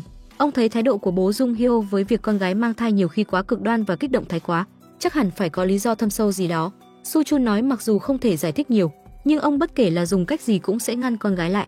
Buổi tối Yang Hee quay về khách sạn tắm xong thì đứng trước gương ngắm lại mình, nhớ lại những ký ức năm xưa, hoài niệm về bản thân mình cũng đã từng trong sáng hạnh phúc. Bà vẫn chưa nhận ra nội tâm của mình đã bị Jung Hyo ảnh hưởng. Ban ngày lúc ăn mì, Jung Hyo đã cảm nhận được việc bọn họ đến đây không phải là vì tình cờ, mà Yang Hee đưa cô đến đó là muốn một lần nữa trải nghiệm ký ức hạnh phúc năm đó của mình. Jung Hyo khiến Yang Hee nhận ra nội tâm của mình. Thực ra bà không phải vì giày vò người chồng bội bạc mà không dứt, mà là vì vẫn còn yêu và hy vọng nên mới trở về, cố tình đến nơi du lịch năm đó, mượn cớ né tránh để một lần nữa được vui vẻ. Thấy nội tâm bị vạch trần, Yang Hee liền tức giận bảo Jung Hyo đừng nói nữa. Bà đã quen với cuộc sống như hiện tại, không phải muốn bản thân chịu đựng tổn thương, không phải ngần ấy năm mà đã quen với việc chịu đựng như vậy. Nhưng dù vậy bà có thể làm được gì đây, ly hôn hay một mình buông thả trong căn nhà tối tăm, thì cuối cùng bà chỉ có thể lựa chọn hạnh phúc với cuộc sống hiện tại. Ba tên côn đồ nhìn thấy một cô gái xinh đẹp, chúng liền tiến lên vây lấy cô, bắt đầu trêu ghẹo tán tỉnh. Điều này khiến Jung Hyo sợ hãi không dám nhúc nhích. Yang Hee thấy Jung Hyo mãi chưa đi tới, quay đầu lại thấy cảnh này, mặc dù bản thân cũng sợ hãi nhưng vẫn trấn an đi đến đối đầu với đám côn đồ, lớn tiếng mắng họ là vô lại. Sau đó lập tức bảo vệ Jung Hyo phía sau mình, đe dọa sẽ báo cảnh sát bọn họ quấy rối phụ nữ đang mang thai. Chờ khi hai người rời đi trong kinh hãi, ba tên côn đồ mới cảm thấy mình đã bị lừa. Một cô gái trẻ xinh đẹp như vậy làm sao lại có thai cho được. Thế là chúng vội vàng đuổi theo, không ngờ ông bô của Jung Hyo xuất hiện một mình. Ông vẩy nhẹ đã đánh cho mấy tên côn đồ không nhúc nhích nổi. Ông bô của Min Soo bên cạnh thì chỉ biết dùng võ mồm nói những lời cảnh cáo không đáng kể. Kết quả 4 người vì đánh lộn mà không may phải vào đồn. Cũng chính vì như vậy đám người mới biết cha của Jung Hyo đã có tiền án, hơn nữa còn đang trong giai đoạn quản chế. Những người khác sau khi bị giáo huấn đã được trả tự do, nhưng cha của Jung Hyo lại bị giam giữ khiến 3 người còn lại hoảng luôn. Rồi sau khi Yang Hee biết chuyện liền giấu Jung Hyo lập tức đi tới đồn cảnh sát. Thấy 3 tên côn đồ là người có lỗi vậy mà giờ lại dám ăn vạ giả vờ làm người bị hại. Yang Hee tức giận đi đến dùng tội quấy nhiễu phụ nữ có thai sẽ phải ngồi tù, đe dọa chúng hòa giải. Dẫu sao ở chỗ bọn họ không cần biết người bị hại có truy cứu hay không, đều phải lập tức lập án điều tra. 3 tên côn đồ vừa nghe liền sợ hãi không dám nói gì. Yang Hee đã xử lý chuyện này êm đẹp. Trước khi đi còn không quên chế nhạo người chồng vô dụng, cấm ông ta lại làm ra những chuyện này, ảnh hưởng đến số tiền bà lấy được từ ông ta. Sang Jin nghe vậy thì mắng bà đến bây giờ vẫn chỉ nghĩ cho bản thân mình. Yang Hee nói bản thân đi đến bước đường này không phải là vì ông ta và đàn bà đó sao?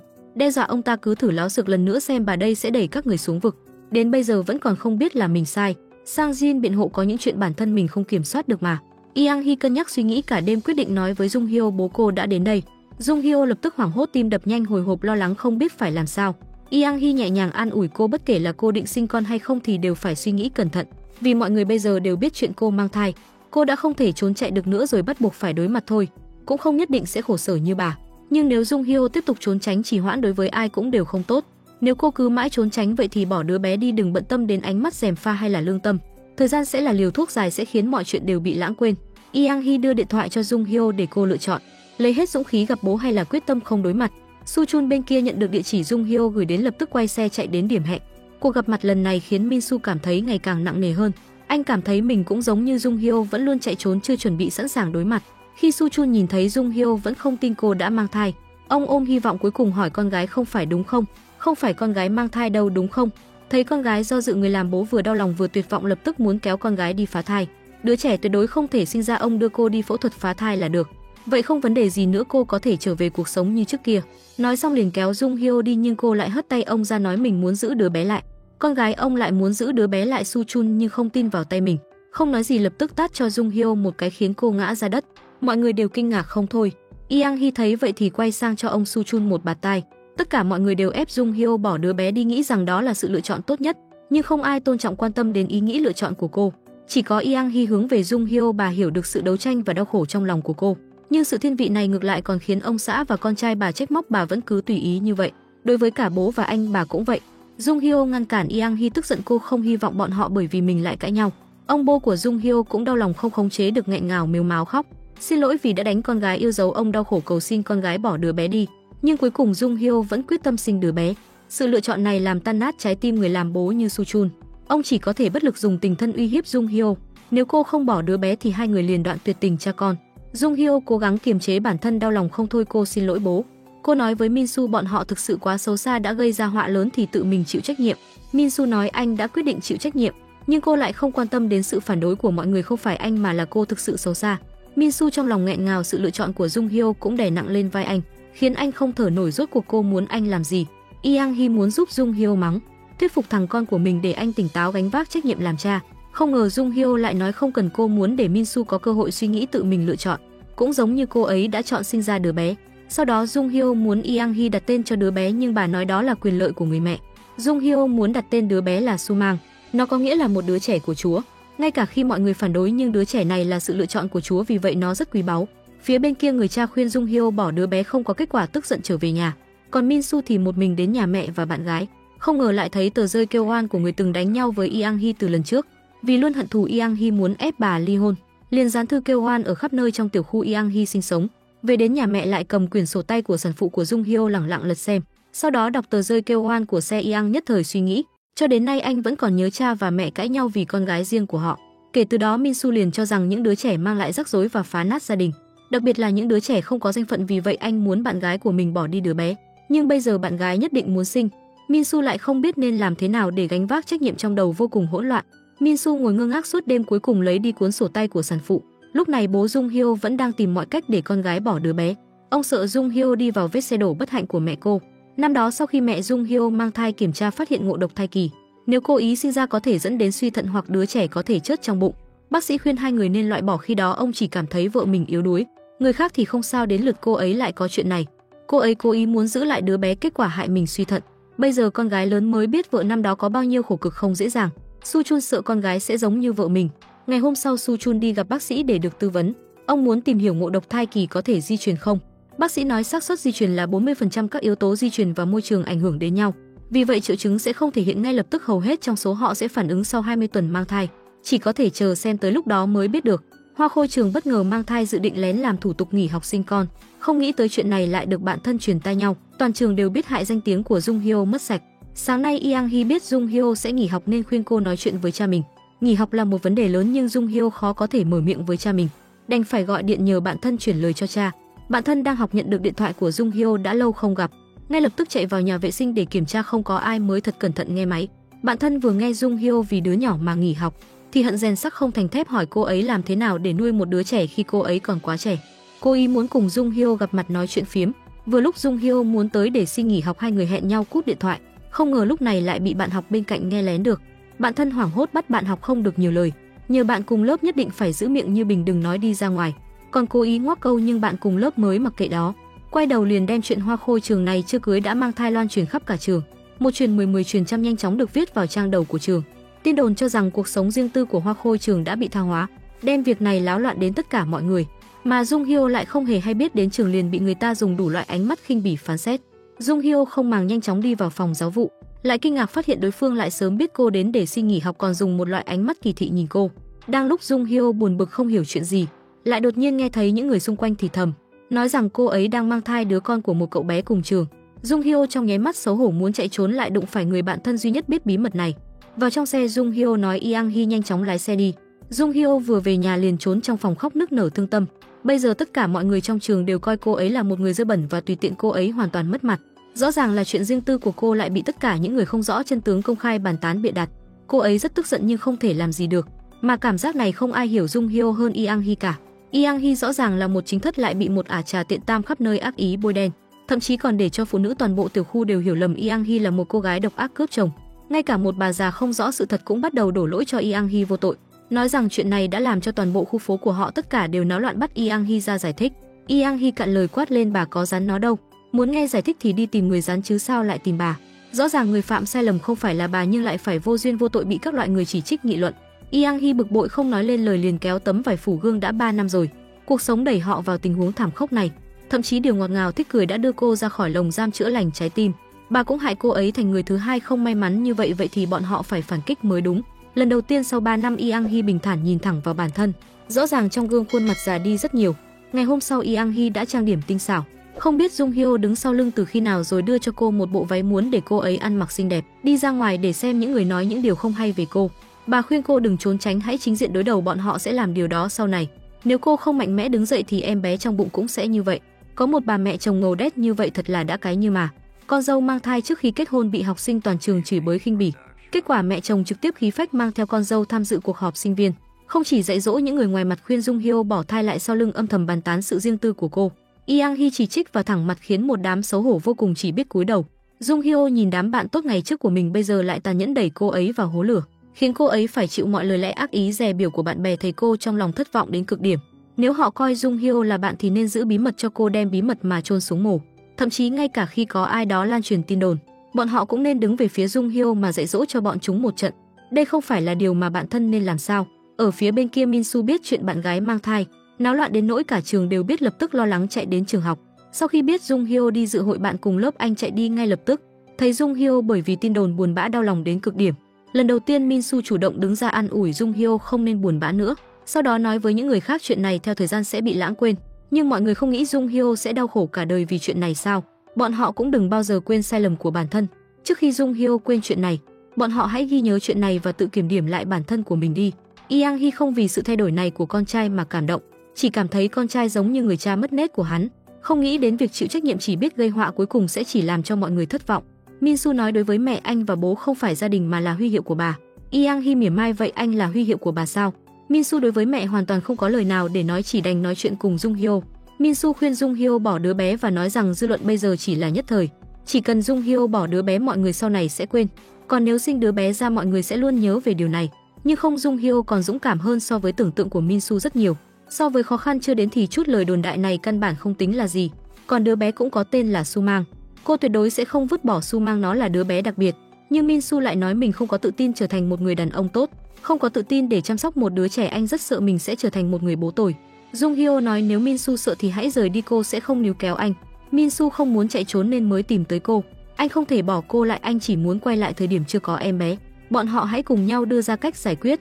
Sau cuộc trò chuyện với Minsu, Jung Hyo cảm thấy Minsu có khúc mắc với bố mẹ. Jung Hyo cảm thấy cả Yang Hee và Minsu đều liều mạng đẩy đối phương ra xa. Yang Hee nói trước đây bọn họ cũng không như vậy, chỉ đáng tiếc là hy vọng càng lớn thì thất vọng cũng càng nhiều.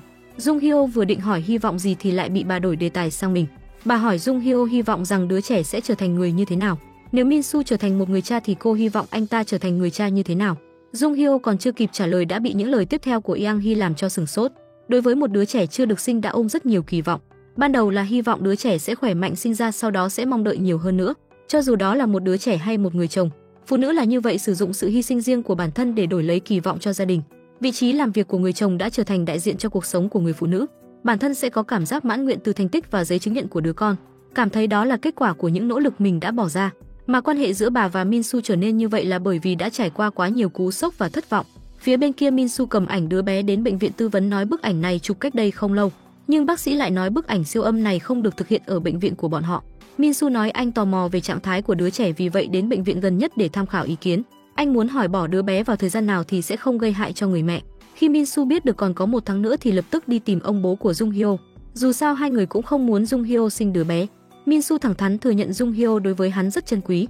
Sau khi anh chạy trốn khỏi người mẹ khiến anh nghẹt thở, Jung Hyo là người đầu tiên làm cho anh cảm nhận được tình yêu, cho nên hắn không muốn Jung Hyo trở thành một người phụ nữ bi thảm như mẹ và tiểu tam của bố, cũng không muốn để cho mình trở thành người cha vô dụng thứ hai. Minsu chỉ muốn cùng Jung Hyo vui vẻ như trước đây, sống hạnh phúc. Những gì anh muốn không phải là Jung Hyo trở thành mẹ mà muốn cô sống là chính mình. Cùng đi bộ trong khuôn viên trường cùng anh với học bổng, Minsu hy vọng ông Su Chun cho mình chút thời gian. Anh sẽ thuyết phục Jung Hyo trong vòng 1 tháng bỏ đi đứa bé để cơ thể cô ấy chịu ít tổn thương nhất. Sau đó anh hẹn Jung Hyo ra ngoài giống như lúc họ mới yêu đương nóng bỏng, đưa cô đi hẹn hò đi đến nhà hàng yêu thích của cô. Jung Hyo nhìn chiếc nhẫn trên tay Minsu chưa từng tháo, trong lòng phức tạp. Thấy Minsu trở về dáng vẻ dịu dàng trước đây liền đoán được Minsu đang kìm nén bản thân để dỗ dành cô ấy bỏ đứa bé. Cô tức giận chất vấn anh muốn thuyết phục cô bỏ đứa bé theo cách này đúng không? Minsu nói nếu cách này không thành công anh sẽ nghĩ ra cách khác. Jung Hyo mắc anh là đồ ích kỷ sau đó bỏ đi. Minsu vội vàng đuổi theo nói mình bây giờ cũng sắp bùng nổ rồi. Jung Hyo bảo anh cứ tức giận mà hét lên, không cần phải chịu đựng. Minsu nói bọn họ hãy quay lại.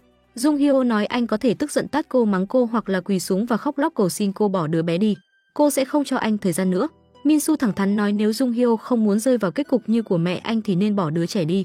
Sau đó nói ra nội tình quan hệ cứng nhắc giữa anh và mẹ. Trước khi quan hệ bố mẹ chưa tan vỡ, anh ấy luôn có mối quan hệ tốt với mẹ. Dù không giành được giải thưởng cuộc thi mỹ thuật, khi buồn bã mẹ sẽ luôn an ủi và khuyến khích anh. Khi biết được Minsu là vì cho bà bất ngờ nên cố tình nói dối thì mẹ sẽ siêu tự hào khen ngợi anh ta là tuyệt vời. Bởi vì thứ hạng đó không phải là điều quan trọng đối với người mẹ. Điều quan trọng là trong bức tranh anh vẽ là nơi gia đình 3 người họ đi du lịch hạnh phúc. Gia đình mới là thứ quý giá nhất của mẹ. Nhưng kể từ khi bị bố bỏ rơi mọi thứ đã thay đổi. Hiện tại anh muốn Jung Hyo bỏ đứa bé cũng là bởi vì cảm thấy cô sinh con ra cũng sẽ trở thành một người mẹ, cũng có thể trở nên giống mẹ của anh. Cô sẽ dùng đứa bé chữa lành vết thương mà anh đã gây ra cho cô, đó là một gánh nặng cho đứa bé. Jung Hyo tức giận nói mình sẽ không làm thế, kêu anh đừng dùng suy nghĩ của bản thân áp lên người khác oan uổng như vậy, nói xong liền rời đi. Se Yang về nhà thì phát hiện con gái 6 tuổi bị mất tích, liền hoảng hốt chạy đi tìm. Không nghĩ tới con gái lại đi cùng bà ngoại từ quê lên dẫn cháu đi chơi. Cô phát điên lên hỏi con gái sao không trả lời điện thoại, còn chạy đi đâu. Sereon sợ phát khóc, lúc này mẹ Se Yang bước đến nói mình quên mất không gọi cho cô. Khoảnh khắc nhìn thấy mẹ mình, Se Yang như phát điên, trách móc cuộc sống của cô đã đủ cay đắng, bà còn tới đây để gây rối. Se Yang đuổi bà đi ngay lập tức.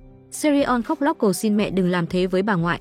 Cô bé nói mình đã yêu cầu bà dẫn mình đi ăn bánh là mình đã sai rồi. Se Yang tức giận tại sao tất cả mọi người cứ phải chống lại cô, tại sao ai cũng làm như vậy. Nhưng cô không biết mẹ cô bà đưa ra quyết định đến thăm họ từ quê cũng không phải dễ dàng. Không nghĩ tới cuộc sống của con gái còn chua xót hơn những gì bà tưởng tượng. Tủ lạnh không có thức ăn, bên trong chỉ toàn là rượu. Thậm chí ngày nào cũng nhận được thư đòi nợ. Ngay cả cháu gái đáng thương đến nỗi muốn gặp bố cũng chỉ có thể ước. Điều này làm cho bà đau lòng không nhịn được mà rơi lệ. Bà đi tới ngân hàng rút hết tiền tiết kiệm của mình, lén lút trả hết nợ cho con gái. Bà không hiểu tại sao con gái lại vất vả cố chấp còn không chịu buông tha tên đàn ông kia. Se Yang kể lại chuyện 7 năm trước người đàn ông đó là phi công. Máy bay đang trên đường bay, một tiếp viên hàng không đột nhiên báo cáo rằng có một hành khách say rượu đang làm loạn ở cabin. Sang Jin một hồi suy nghĩ cẩn thận vì sự an toàn của hành khách quyết định trở về mặt đất. Mà việc này khiến hắn suýt nữa mất việc, bởi vì tên làm loạn ở cabin đó là con trai chủ tịch công ty. Mà Sang Jin lại khiến cho con trai chủ tịch bị bắt ở nước ngoài, còn có video anh ta quấy rối em gái.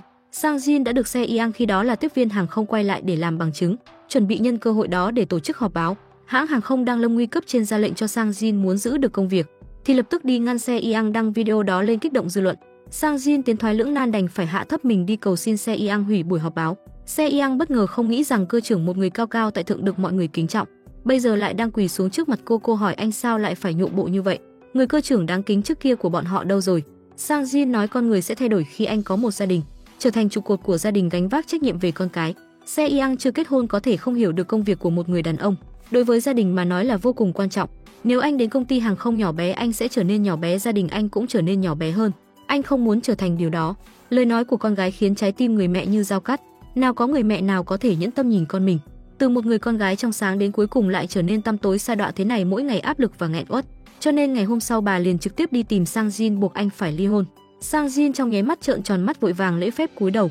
Điều kỳ lạ là người phụ nữ không chỉ không đổ lỗi cho anh ta, thậm chí còn mang cho anh một bữa tối thịnh soạn. Điều này ngược lại làm cho Sang Jin đứng ngồi không yên, không hiểu ý của bà là gì, kết quả bà vừa mở miệng liền ép anh ta ly hôn. Dù sao ở trong lòng bà con gái của mình mới là bảo bối nhất, con gái nhà người ta chỉ là bãi rác, cháu gái bà 6 tuổi rất cần bố. Không ngờ Sang Jin không chỉ không muốn rời đi, còn nói lúc trước nếu không phải Se Yang phát hiện mang thai lúc đó đã lớn, có lẽ đứa trẻ sẽ không được sinh ra. Nghe vậy mẹ Se Yang rất tức giận, nếu cái thai lúc đó còn bé có phải sẽ bỏ nó rồi đúng không? Sang Jin vội vàng phủ nhận không phải là ý đó, nhưng bà lại nói mặc dù không phải sinh ra từ tình yêu, nhưng Serion đối với bà mà nói rất chân quý, là một đứa trẻ đáng yêu có đúng không? Sang Jin lại nói nó là đứa trẻ không được sinh ra từ tình yêu, khiến mẹ Se Yang tức giận đến nỗi hận không thể giết chết anh ta.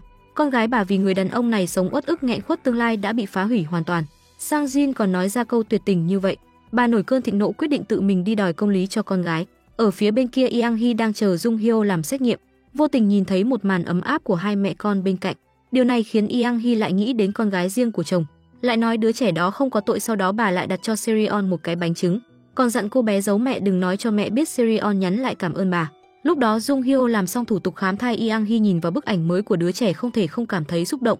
Nhìn đứa bé mỗi ngày một lớn lên, chúng ta sẽ sớm gặp nhau thôi. Jung Hyo nghe bà nói bọn họ sẽ cùng nhau gặp đứa bé, khoảnh khắc đó Jung Hyo cảm thấy ấm áp. Ít nhất Yang Hee cũng mơ ước về sự ra đời của đứa bé như cô ấy. Hai người trở về nhà, Yang Hee dự định dọn dẹp lại ngôi nhà, thuận tiện cho Jung Hyo làm một số giáo dục thai nhi như nghe nhạc, vẽ tranh.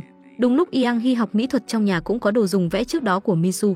Yang Hee liền đi đến kho hàng lục lọi, không nghĩ tới lại phát hiện ra những bức tranh đoạt giải thưởng trước đây của Minsu.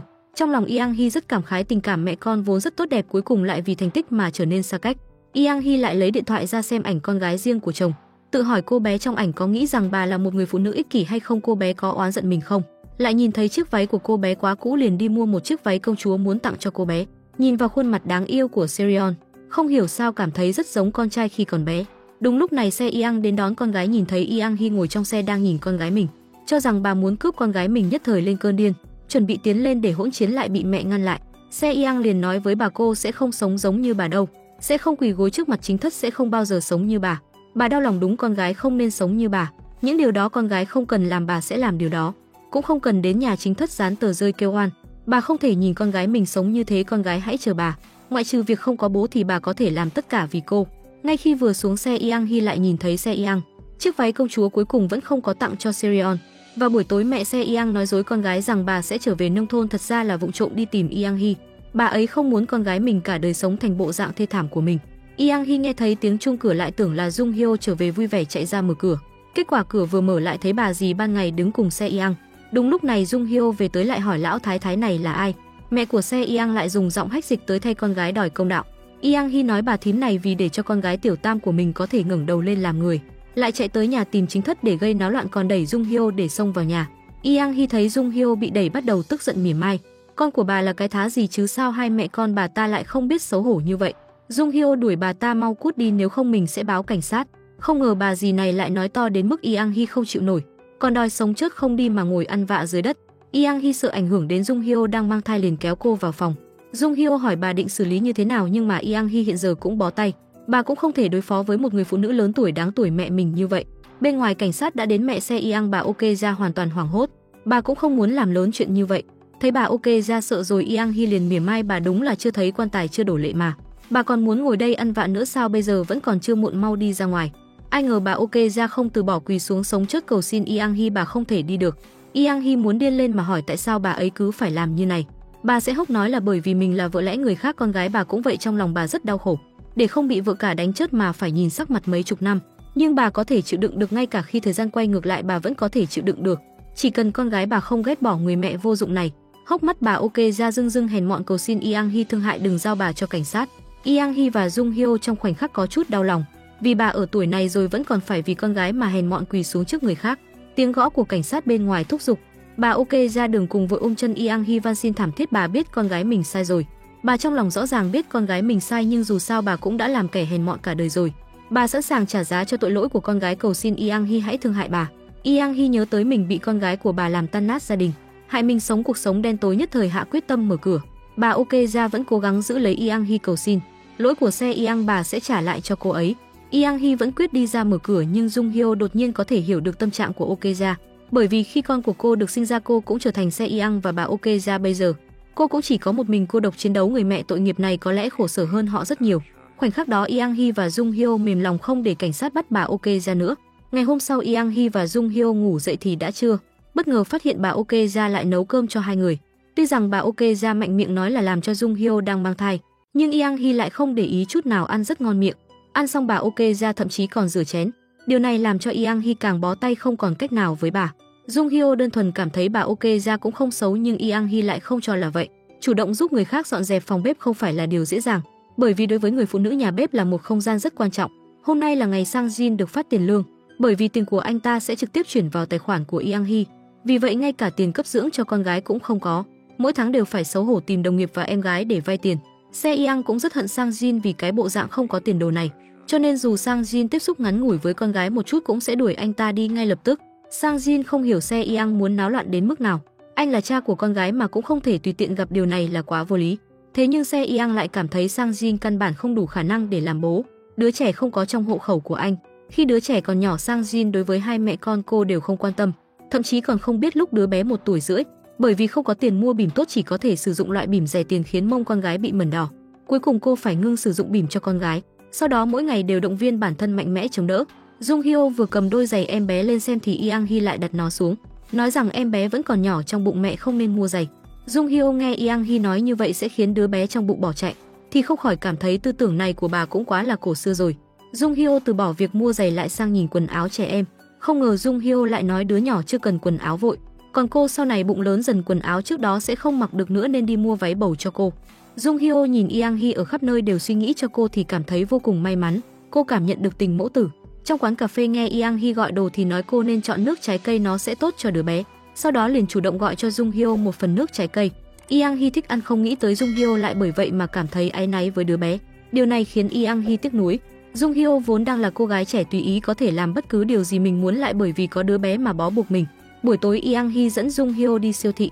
Mặc dù Yang Hee đối xử với bà Ok Gia ở nhà vô cùng bài xích khắc nghiệt, nhưng thật ra là khẩu xà tâm Phật.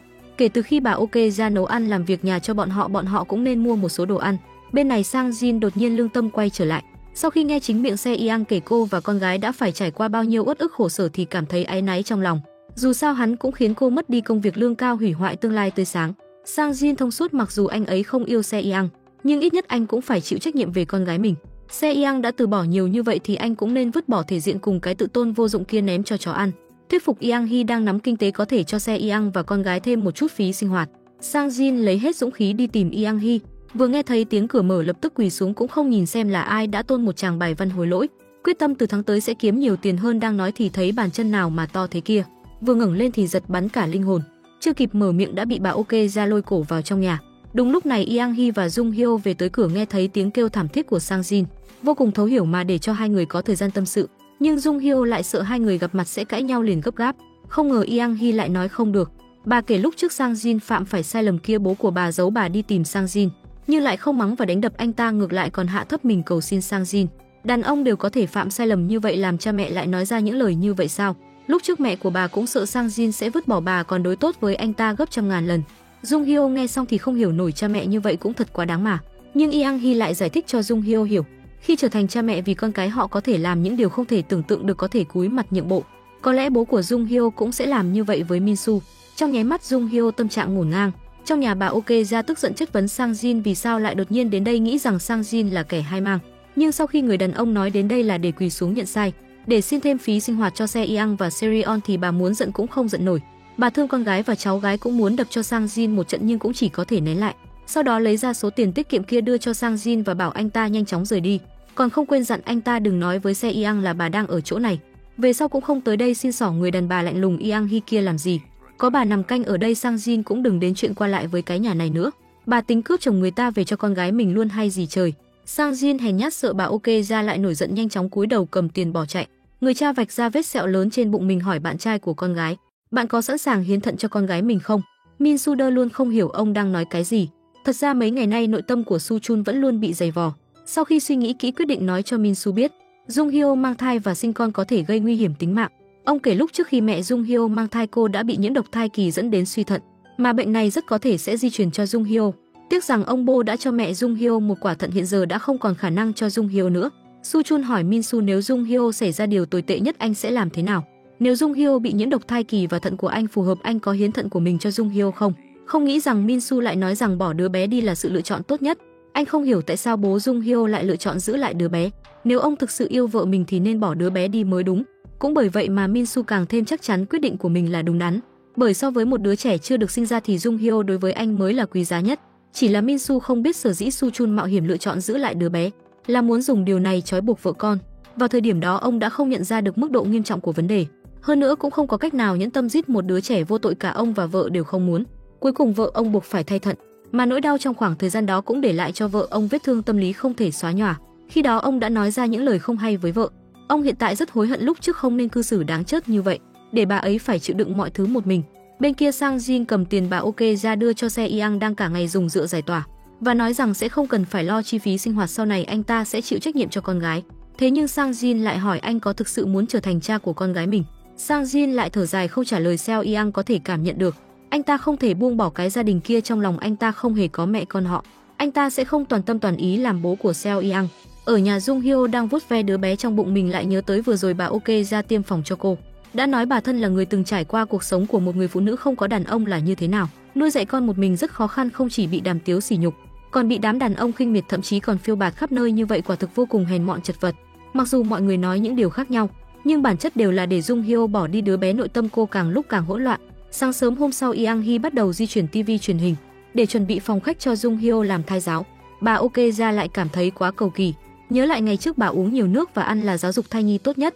Nhưng Jung Hyo lại cho rằng quan niệm ấy quá cổ lỗ sĩ. Jung Hyo nên nghe nhạc nhiều hơn, nhìn những điều xinh đẹp. Quan niệm của Yang Hee là nuôi dưỡng tâm hồn đứa bé.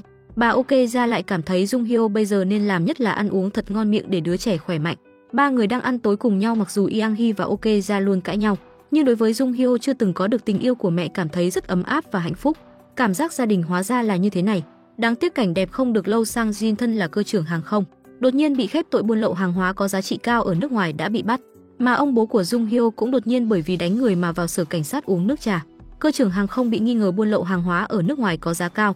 Thật ra cơ trưởng này chỉ là một kẻ thế mạng, thủ phạm thực sự chính là con trai của chủ tịch hãng hàng không. Người đàn ông này trước đây đã nhờ họ giúp buôn lậu rượu vang nổi tiếng. Thân là cơ trưởng, Sang Jin chỉ có thể mắt nhắm mắt mở. Dù sao hắn ta cũng là người quyết định sống còn đồng lương của họ. Không ngờ người đàn ông lại đột nhiên hẹn gặp riêng anh ta, nói em gái anh ta tổ chức hôn lễ phải vận chuyển rất nhiều đồ đạc và đồ gia dụng, kêu Sang Jin giúp anh ta che giấu. Sang Jin biết làm như vậy không đúng, nhưng bởi vì hiện tại không thể chu cho con gái của mình một khoản trợ cấp, trong lòng áy náy, để trở thành người cha có trách nhiệm chỉ có thể nhắm mắt lao vào hố lửa đồng ý với đối phương. Mặc dù biết việc mình biết hắn ta buôn lậu cũng không thể tiếp tục ở lại đây làm việc, cũng chỉ còn có một con đường. Yang Hee hoảng hốt khi đọc được báo cáo, lập tức chạy đi tìm Sang Jin. Không ngờ bên này cũng có chuyện. Ông bố của Jung Hyo cũng xảy ra chuyện, đang ngồi ở sở cảnh sát. Ban ngày Su Chun vì đàn em không lấy được tiền hàng, không thể trả tiền cho nhân viên, đành phải chạy đi thúc giục đòi tiền hàng. Nhưng đi đòi nợ cũng không thể không nhún mình. Ban đầu khi đến công ty, đối phương phải ngồi chờ 3-4 giờ đồng hồ, vất vả lắm mới gặp được chủ nợ, chỉ có thể nói nhẹ nhàng, tình cảm nhắc nhở người đàn ông còn thiếu 2 lần tiền hàng chưa thanh toán. Kết quả tên đàn ông ngại sống hết ngày hôm nay, nói rằng hàng hóa của Su Chun quá đắt, tìm mọi lý do để quỵt tiền, còn mắng chửi Su Chun quá kiêu ngạo, không biết điều, không xứng đáng làm ăn với ông ta. Su Chun không thể nhịn được nữa, tức giận nói mình sẽ kiện ông ta để bảo vệ quyền lợi của các anh em. Người đàn ông nghe vậy thì biến sắc, giữ chặt Su Chun, chỉ tay vào mặt hỏi Su Chun định làm gì, thì chỉ nhìn thấy biểu cảm mày chớt chắc của Su Chun. Min Su vừa biết tin ông bố của Jung Hyo bị bắt vào cục cảnh sát, lại nhìn thấy tin tức làm ăn trái phép của bố mình, trong lúc nhất thời ba người vô cùng bối rối. Sau khi Yang Hee đưa Jung Hyo đến đồn cảnh sát thì lập tức đi tìm Sang Jin. Công ty hàng không đang cố gắng giải quyết các biện pháp đối phó. Con trai của chủ tịch là một nhà tư bản, tuyệt đối sẽ không ra mặt hủy hoại thanh danh của mình. Trong lời nói đều là muốn Sang Jin chịu tội, thậm chí còn uy hiếp nếu Sang Jin không trả lời sớm muộn gì cũng sẽ sa thải hắn. Hơn nữa nếu Sang Jin nhận tội thì công ty của họ còn có thể niệm tình lưu lại một người nhân viên có trách nhiệm, khiến công ty có danh tiếng tốt, giá cổ phiếu sẽ tăng vọt. Anh ta sẽ trả lương hàng năm cho Sang Jin trong 2 năm để bù đắp, để anh ta nghỉ ngơi 2 năm tránh đầu sóng, sau 2 năm sẽ để anh ta trở lại làm việc. Sang Jin hèn mọn cầu xin con trai chủ tịch cứu mình để mình tiếp tục công việc, thậm chí còn quỳ xuống, nhưng đổi lại là sự lạnh lùng vô tình của con trai chủ tịch. Sang Jin bị mất việc, đột nhiên có cảm giác sụp đổ. Sự nghiệp nửa đời người mà ông đã cống hiến đã bị phá hủy. Gia đình ở trên vai phải làm sao đây? Sang Jin nhìn tiền ở trên bàn, 2 năm sau còn có thể phục chức không? Đột nhiên ngoài cửa vang lên tiếng Yang Hee điên cuồng gõ cửa. Khoảnh khắc đó Sang Jin như hiểu được lúc trước tại sao Yang Hee lại nhốt mình ở trong nhà. Hóa ra khi đó Yang Hee cũng có một tâm trạng như bây giờ. Vừa bước vào cửa, Yang Hee đã tuyệt vọng đánh mắng Sang Jin, kêu anh phải chịu đựng dù bằng cách nào, thậm chí là quỳ xuống xin tha thứ cũng phải chịu đựng. Công việc cơ trưởng của chồng là kỳ vọng duy nhất của bà. Bây giờ cả điều đó cũng chẳng còn, bà đã mất tất cả. Sang Jin liền đưa toàn bộ số tiền bồi thường mình nhận được cho Yang Hee, còn hứa sẽ tìm cách khác để kiếm tiền. Anh sẽ không để cho gia đình phải rơi vào cảnh nghèo túng. Nhưng Yang Hee không để tâm tới điều đó. Đối với bà, công việc của chồng là niềm tự hào của bà, là chấp niệm của bà suốt bao nhiêu năm qua, là bằng chứng cho việc bà đã hy sinh tất cả để trở thành. Nhưng đến nay toàn bộ công sức của bà đã đổ sông đổ bể. Sang Jin chỉ có thể bất lực xin lỗi, thật lòng xin lỗi vợ. Yang Hee hồn bay phách lạc về nhà, nhốt mình trong phòng khóc lên thành tiếng. Chồng và con bà cũng vậy, đều phá hoại công sức bao nhiêu năm của bà rồi. Bên cạnh đó, ông bố của Jung Hyo đang ở đồn cảnh sát, ông đang cố chứng minh mình không có tội tình gì. Anh không hề đánh người mà chỉ đẩy nhẹ người đàn ông đang chặn đường anh ta mà thôi. Lúc này Jung Hyo cũng đã đến đồn cảnh sát vừa vào, cô gọi bố, hai người bình tĩnh nói chuyện với nhau. Su Chun không ngờ con gái đã biết chuyện ông từng cho vay nặng lãi, còn từng phạm pháp 2 lần đánh nhau và vẫn còn khoảng 1 năm thử thách nữa. Jung Hyo thậm chí còn biết chuyện bố mẹ mình đã ly hôn. Hồi cô học trung học từng đến tìm mẹ, nhưng câu đầu tiên mẹ nói với cô lại là đừng bao giờ đến tìm bà nữa. Bà cho rằng kết hôn với bố cô là điều kinh khủng nhất đời bà, bởi vì khi có thai đã mắc bệnh trầm cảm nên phải sống nhờ thuốc suốt nhiều năm trời. Thời gian hai người họ sống với nhau không khác gì địa ngục. Người bố nghe xong thấy rất xấu hổ, nhưng Jung Hyo không hề căm hận bố mình. Cô hiểu rõ bố một tay nuôi mình lớn đã khổ cực đến mức chỉ còn một quả thận thì làm việc rất vất vả. Vốn dĩ hai bố con Jung Hyo đang sống rất vui vẻ, cô từng giận bố vì khuyên mình bỏ đứa bé đi. Nhưng hôm nay cô cuối cùng đã hiểu người có thể vì cô mà từ bỏ mọi thứ chỉ có bố mà thôi. Jung Hyo xin lỗi bố vì đã chỉ nghĩ cho bản thân và đứa bé. Cuối cùng bởi vì bố của Yang Hee không thể về đêm nay, cho nên chỉ đành nhờ Min Su chăm sóc cô một hôm. Hơn thế nữa, Min Su còn đang buồn lòng vì chuyện của bố mình được báo đài đưa tin lại, càng thấy thêm sợ hãi. Ban đầu khi bố phạm sai lầm, anh còn thay mẹ mắng lại bố, nhưng hiện tại bố anh dường như đang sụp đổ hoàn toàn. Anh không biết phải nói chuyện với bố mình như thế nào. Khi hai người đang đi dạo trong công viên, Min Su có ý hỏi thăm tình hình sức khỏe của Jung Hyo. Jung Hyo lại hỏi Min Su bố mình đã nói với anh chuyện ngộ độc thai kỳ chưa. Min Su không hiểu rõ ràng, cô biết sinh đứa bé này ra sẽ rất nguy hiểm mà cô vẫn muốn sinh. Yang Hee còn đang buồn vì chuyện bố mình nên cô không muốn cãi nhau với Min Su, nói bọn họ đừng bàn chuyện này nữa. Jung Hyo còn lo lắng chuyện bố Min Su đã như vậy rồi mẹ anh cũng sẽ không yếu ớt như bố anh đâu. Ban đầu Min Su còn tức giận đến bỏ cả tương lai tươi sáng của mình. Anh không muốn thi đại học mà chỉ định tìm trường nào thấp điểm để ghi tên, điều này khiến mẹ anh rất buồn lòng. Anh chỉ muốn mẹ mình được sống hạnh phúc nên rất ghét người mẹ luôn đặt anh lên hàng đầu. Bởi vì anh từng nhìn thấy mẹ có thành tích xuất sắc trong công việc, còn được vinh dự lên nhận giải thưởng phụ nữ tri thức đứng trên sân khấu tỏa sáng, nên anh mới căm ghét người mẹ chỉ biết ở nhà chăm lo cho gia đình của mình đến vậy. Min Su thấy trên người Jung Hyo có hình bóng của mẹ mình, ngay trước luôn khiến cho người khác phải ngưỡng mộ. Anh sẽ không để cô biến thành người như mẹ anh đâu. Anh sẽ chứng minh cho cô thấy anh không hề giống bố mình. Bố anh không thể lo cho mẹ anh cuộc sống nào được như anh thì có thể. Jung Hyo cười nhạt nói nghe thì có vẻ vĩ đại nhưng cuối cùng vẫn bắt cô bỏ đứa bé. Nhưng anh chỉ không muốn trở thành người như bố anh, một kẻ chỉ biết chơi đùa với mạng sống của người khác mà thôi. Yang Hee được Min Su đưa về nhà, vừa vào đến cửa đã nghe tiếng mẹ đòi ly hôn. Yang Hee đang nói với bà ok ra là mình muốn ly hôn. Yang Hee không chịu nổi nữa, chỉ đành tự giễu cợt bản thân mình đúng là ngốc mà. Con trai thì không có chí tiến thủ, chồng không được tích sự gì, công việc khó khăn lắm mới có được giờ cũng tan thành mây khói. Cái nhà này đã không còn gì để mất nữa rồi, Yang Hee cũng chẳng còn luyến lưu gì nữa. Bà ok ra lại quay ngược lại trách mắng Yang Hee không biết hy sinh vì chồng vì con, mà chỉ chăm để ý thể diện của mình. Yang Hee phản bác lại bà vốn dĩ muốn bồi dưỡng chồng con thành những viên kim cương tỏa sáng rực rỡ, nhưng cuối cùng lại phát hiện ra họ chỉ là những hòn đá bình thường mà thôi. Hòn đá không có giá trị gì, chỉ cần vứt đi là xong chuyện. Lời này khiến cho Min Su rất đau lòng. Min Su cuối cùng cũng không chịu nổi nữa, anh xông vào nhìn mẹ mình bằng gương mặt đáng thương. Không ngờ được mẹ anh lại quyết đoán như vậy, đem hết những bức vẽ anh từng tặng mẹ bảo anh mau mang đi. Min Su đau khổ nói những bức vẽ này không phải của anh chỉ là con rối trong mắt bà, anh vẽ chỉ vì muốn mẹ hài lòng thôi, giờ bà lại không cần chúng nữa. Anh cũng đã rất cố gắng nhưng bà lại chẳng bao giờ để ý. Bà chỉ để ý những gì mình phải chịu đựng. Không phải chỉ có một mình bà chịu đựng, anh cũng đau khổ như bà vậy. Nhưng Yang Hee lại nói tất cả đều là lý do lý trấu, cả con trai và chồng bà luôn nghĩ cách rời khỏi bà. Cả hai người đàn ông khiến bà hy sinh hết tất cả. Con trai tưởng chỉ mình anh chịu áp lực, sao nó là cả ác mộng với bà đây. Cả anh và bố anh đều là ác mộng của bà. Min Su chỉ cảm thấy mẹ coi họ như món hàng đang rời khỏi mình nên đau buồn thôi. Jung Hyo nhìn thấy mẹ con hai người cãi nhau không ai nhường ai, cả hai đều nói ra những lời làm tổn thương đối phương, liền khuyên hai người hãy bình tĩnh lại. Không ngờ Min Su lại hỏi ngược lại Jung Hyo lẽ nào không thắc mắc mẹ anh tại sao lại đồng ý giữ cái thai lại hay sao. Jung Hyo còn cảm thấy bà hiểu và đồng tình với mình, yêu thương mình như con gái nên mới đối tốt với mình. Nhưng không ngờ Min Su lại nói Yang Hee chỉ muốn lấy đứa trẻ trong bụng Jung Hyo để trở thành vật thay thế cho anh và bố thôi. Nếu như để Jung Hyo và đứa bé cho Yang Hee chăm sóc, Yang Hee sẽ mài giũa cả hai thành viên kim cương trong lòng mình. Giờ thì cô biết tại sao anh lại phản đối cô sinh con hay chưa? Nếu như đẻ đứa bé ra cho bà ta nuôi dưỡng con, bọn họ sẽ hạnh phúc sao? Mẹ anh hy sinh cho mọi người, sau đó là anh và bố vẫn luôn hy sinh cho bà thôi. Jung Hyo không dám tin vào mắt mình. Cô không ngờ Yang Hee lại có cách nuôi dạy cực đoan như vậy. Cô không tin rằng những gì Yang Hee đối tốt với mình, tâm sự với mình tất cả đều là có mục đích đằng sau. Nhưng trong lòng Jung Hyo, địa vị xã hội hay bạn bè của một người phụ nữ đều không quan trọng, người thân mới là quan trọng nhất. Mà Yang Hee sợ thành quả mà mình gìn giữ cả chục sẽ tan biến, vậy nên cô mới nâng cao giá trị của mình bằng thành tích của chồng mình và con trai mình. Cô gọi đó là tình yêu hay sao? Jung Hyo vô cùng cạn lời. Từ nhỏ cô đã bị mẹ mình bỏ rơi, từ trước đến nay chưa từng cảm nhận được tình yêu của người mẹ. Yang Hee là người đầu tiên trao cho cô tình yêu như vậy. Lần đầu tiên cô có cảm giác dựa vào một người là như thế nào. Lần đầu tiên có một người phụ nữ khen tôi đáng yêu, cũng là lần đầu tiên có một người phụ nữ làm cơm cho cô ăn. Lần đầu lái xe đối với cô mà nói những việc mà bà đã làm cho cô. Cô vẫn đơn thuần nghĩ rằng Yang Hee làm cơm cho cô là xuất phát từ tình yêu. Xem thế giới của Yang Hee là tình yêu thương, là nguồn động lực thúc đẩy cô tiếp tục cố gắng. Nhưng cuối cùng lại phát hiện tất cả đều chỉ là lợi dụng. Điều này đã khiến Jung Hyo sụp đổ, tất cả tình yêu đẹp đẽ trong cô đã hoàn toàn bị vỡ vụn. Jung Hyo quyết định dọn đồ rời khỏi nhà Yang Hee. Bên cạnh đó Min Soo bị mẹ mình bỏ rơi, anh đang ngồi khóc trong xe một mình như đứa trẻ. Nhìn thấy Jung Hyo đi ra, anh vội vàng lau nước mắt nói mẹ anh vốn là người như vậy. Lúc này bà Ok ra cũng quyết định rời đi. Trước khi đi bà còn ngoái lại nhìn Yang Hee đang kéo rèm lại căn phòng lại trở về tăm tối. Đột nhiên bà cảm thấy Yang Hee thật đáng thương. Yang Hee trong cơn ác mộng thấy cảnh gia đình đang chơi đùa bên bờ biển, nhưng đến cuối cùng chỉ còn lại mình cô. Cho dù cô có gào thét đến khản cổ, chồng và con cũng sẽ không quay trở lại bên cô. Người đàn ông này đột nhiên bị mất việc khiến anh rất buồn khổ. Se Yang nhìn thấy những thông tin xấu liên quan đến Sang Jin buôn lậu được đăng tải trên mạng thì cô cảm thấy vô cùng lo lắng. Người từng trải qua việc bị sa thải như cô ấy có thể cảm nhận được Sang Jin xảy ra chuyện lớn như vậy sẽ sụp đổ và buồn đến thế nào. Đến cái nhà cũng không có, càng không có nơi nào để lẩn tránh, bởi vì xấu hổ nên cũng không thể gào khóc. Se Yang nghe thấy tiếng Sang Jin về nhà thì cô cố gắng tự dặn lòng là không được nổi nóng, phải hết sức kiềm chế sự ghét bỏ và hận thù trong lòng mình. Lúc đó Sang Jin cầm tiền bồi thường mà công ty đền cho anh, rồi cầm tấm ảnh của con gái trên tay mà áy náy không thôi. Cứ như vậy bị công ty đuổi việc thì quả thật quá mất mặt.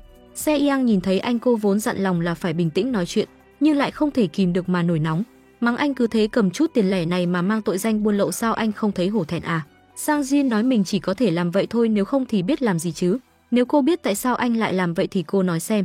Se Yang lại không muốn biết, sau đó bảo anh từ giờ đừng đến đây nữa, bởi vì cô ấy hy vọng bố của con gái mình sẽ là người khiến người khác phải tự hào.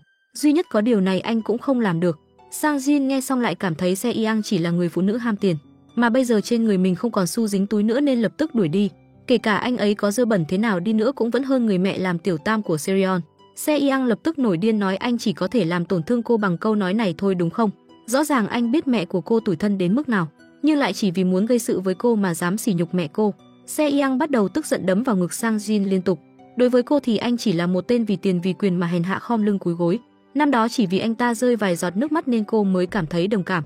Chính vì điều đó đã hủy hoại đi cuộc đời chưa từng mắc sai lầm của cô. Sang Jin không nghe tiếp được những lời chửi rủa này nữa thì lập tức bỏ đi. Anh vừa đi thì Se Yang bật khóc. Vốn dĩ không muốn an ủi Sang Jin và không muốn cãi nhau, cuối cùng lại thành ra thế này. Một bên khác thì bố của Yang Hee vừa được thả ra ngoài liền nhận được điện thoại của bố Min Soo.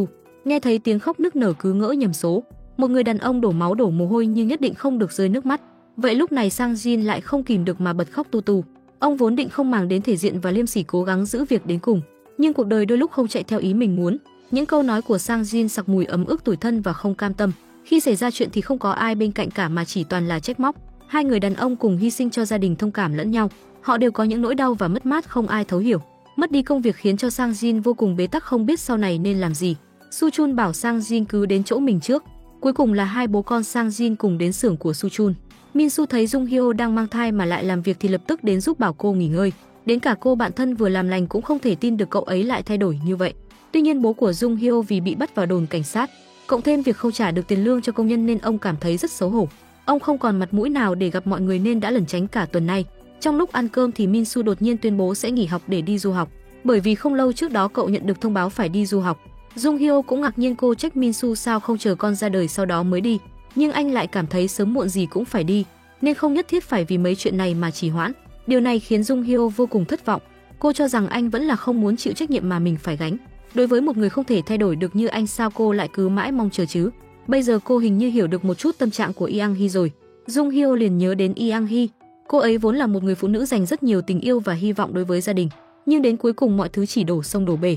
Lúc đó cô cảm thấy nếu mình là đứa con đầu tiên của Yang Hee thì tốt biết mấy. Hai người đều có tình yêu và hy vọng để có thể sống nương tựa lẫn nhau, chứ không phải thất vọng về người khác như bây giờ.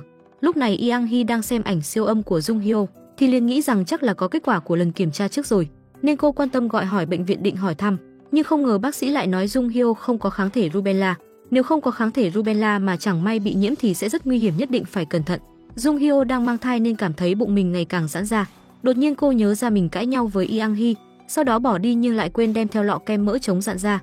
Cùng lúc thì Yang Hee đang ngồi nhìn lọ kem không lỡ mà nhớ Jung Hyo, cái này phải bôi liên tục mới được. Nhìn đồ ăn trong tủ lạnh thì bất giác nghĩ đến Jung Hyo, không biết cô có ăn uống đàng hoàng không. Nào ngờ Jung Hyo cũng đang nhớ đến bà. Cô lại nhớ đến lúc cô bỏ đi thì bà OK ra nói với cô rằng trên đời này không có người mẹ nào là không trông ngóng con cái cả. Mặc dù ngoài miệng thì Yang Hee nói là lợi dụng, nhưng mà miệng ai càng độc thì trong tâm họ càng đau khổ và buồn bã. Bà ấy lại nói chắc chắn là Yang Hee muốn yêu và được yêu. Ban đầu khi bà OK ra lao đến nhà họ nhưng Yang Hee lại không cãi nhau với bà, mà lại chọn im lặng để bà ấy ở đây chính là vì Jung Hyo.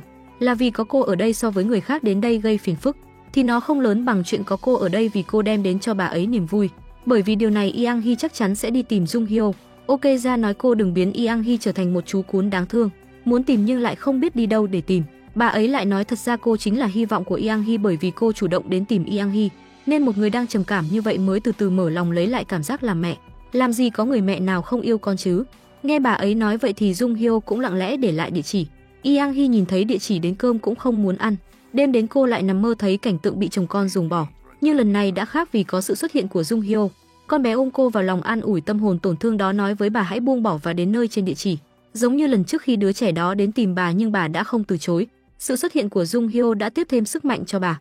Lần này Yang Hee không hề tỉnh lại trong giấc mơ Jung Hyo trong mơ thật đẹp. Sáng ngày hôm sau Yang Hee đến địa chỉ mà Jung Hyo để lại. Bà mang bữa sáng đến cho cô, thấy tất cả đều ở chỗ này cả. Bà cảm thán thật ngượng ngùng để gặp nhau sau chuỗi ngày xa cách. Bước xuống xe nhìn Jung Hyo mà mình yêu thương. Bà xót xa nhìn bộ dạng của cô, sao lại thế này chứ, đang xinh đẹp như hoa thế mà. Đoán cô vẫn chưa ăn cơm, nhắc cô nhất định không được bỏ bữa. Hai người tới một nơi để nói chuyện. Yang Hee bảo cô hãy quên đi lần cãi nhau. Hôm đó bởi vì nóng giận nên bà có hơi quá lời. Bà không có ý muốn can thiệp vào cuộc đời của Jung Hyo. Được sống cùng cô đối với bà mà nói đã vô cùng hạnh phúc rồi. Bà biết cô ở đây rất bất tiện, kể cả cơ thể có khó chịu cũng không thể tùy tiện. Còn giữa phụ nữ với nhau rất tự tại, nhất là khoảnh khắc khi cô làm mẹ. Yang Hee đột nhiên hỏi Jung Hyo có thể ôm mình lần nữa không. Lần trước khi Jung Hyo ôm bà là để cản không cho bà đi ra ngoài. Cũng là lần đầu tiên có một cô gái trẻ ôm bà như vậy, bà cũng nhận được sự an ủi từ cái ôm đó. Yang Hee đã nghĩ thông rồi, bà phải từ bỏ nỗi đau trước đây và bắt đầu lại. Từ giờ sẽ bắt đầu lại bằng việc làm mẹ của Jung Hyo. Bà muốn tìm lại chính mình. Trong giấc mơ của bà, bọn họ ở bên nhau thông qua cô mà nhìn thấy chính mình. Người mẹ nào cũng đều thông qua con cái để nhìn về quá khứ rồi sau đó lại có thêm sự dũng cảm. Bà đã cảm nhận được điều đó. Jung Hyo muốn nói ra lời mà cô đã giấu trong lòng từ rất lâu rồi. Jung Hyo gọi Yang Hee là mẹ, điều này khiến cả hai vô cùng hạnh phúc. Jung Hyo con gái bà nhớ bà quá đây mà, đã nhiều năm rồi bà chưa nghe ai gọi mình như thế. Còn Yang Hee thì chưa bao giờ được gọi một tiếng mẹ. Xem ra bọn họ là một nửa mà đối phương cần để chữa lành vết thương. Bắt đầu từ khoảnh khắc Yang Hee đến tìm bà, hai người tuy không phải máu mủ ruột thịt nhưng lại có tình cảm thân thiết hơn cả mẹ con ruột. Ông bố này đưa cho con trai bao thuốc lá đàn ông, trong túi lúc nào cũng phải có bảo vật này. Sang Jin rất muốn gặp Yang Hee, ít nhất là để đưa cho bà ấy một điếu thuốc, có thể nói chuyện với bà ấy về một điếu thuốc. Chỉ tiếc Sang Jin từ sau khi làm sai chuyện, mối quan hệ với vợ trở nên cứng nhắc. Mong muốn này đã không thể thực hiện.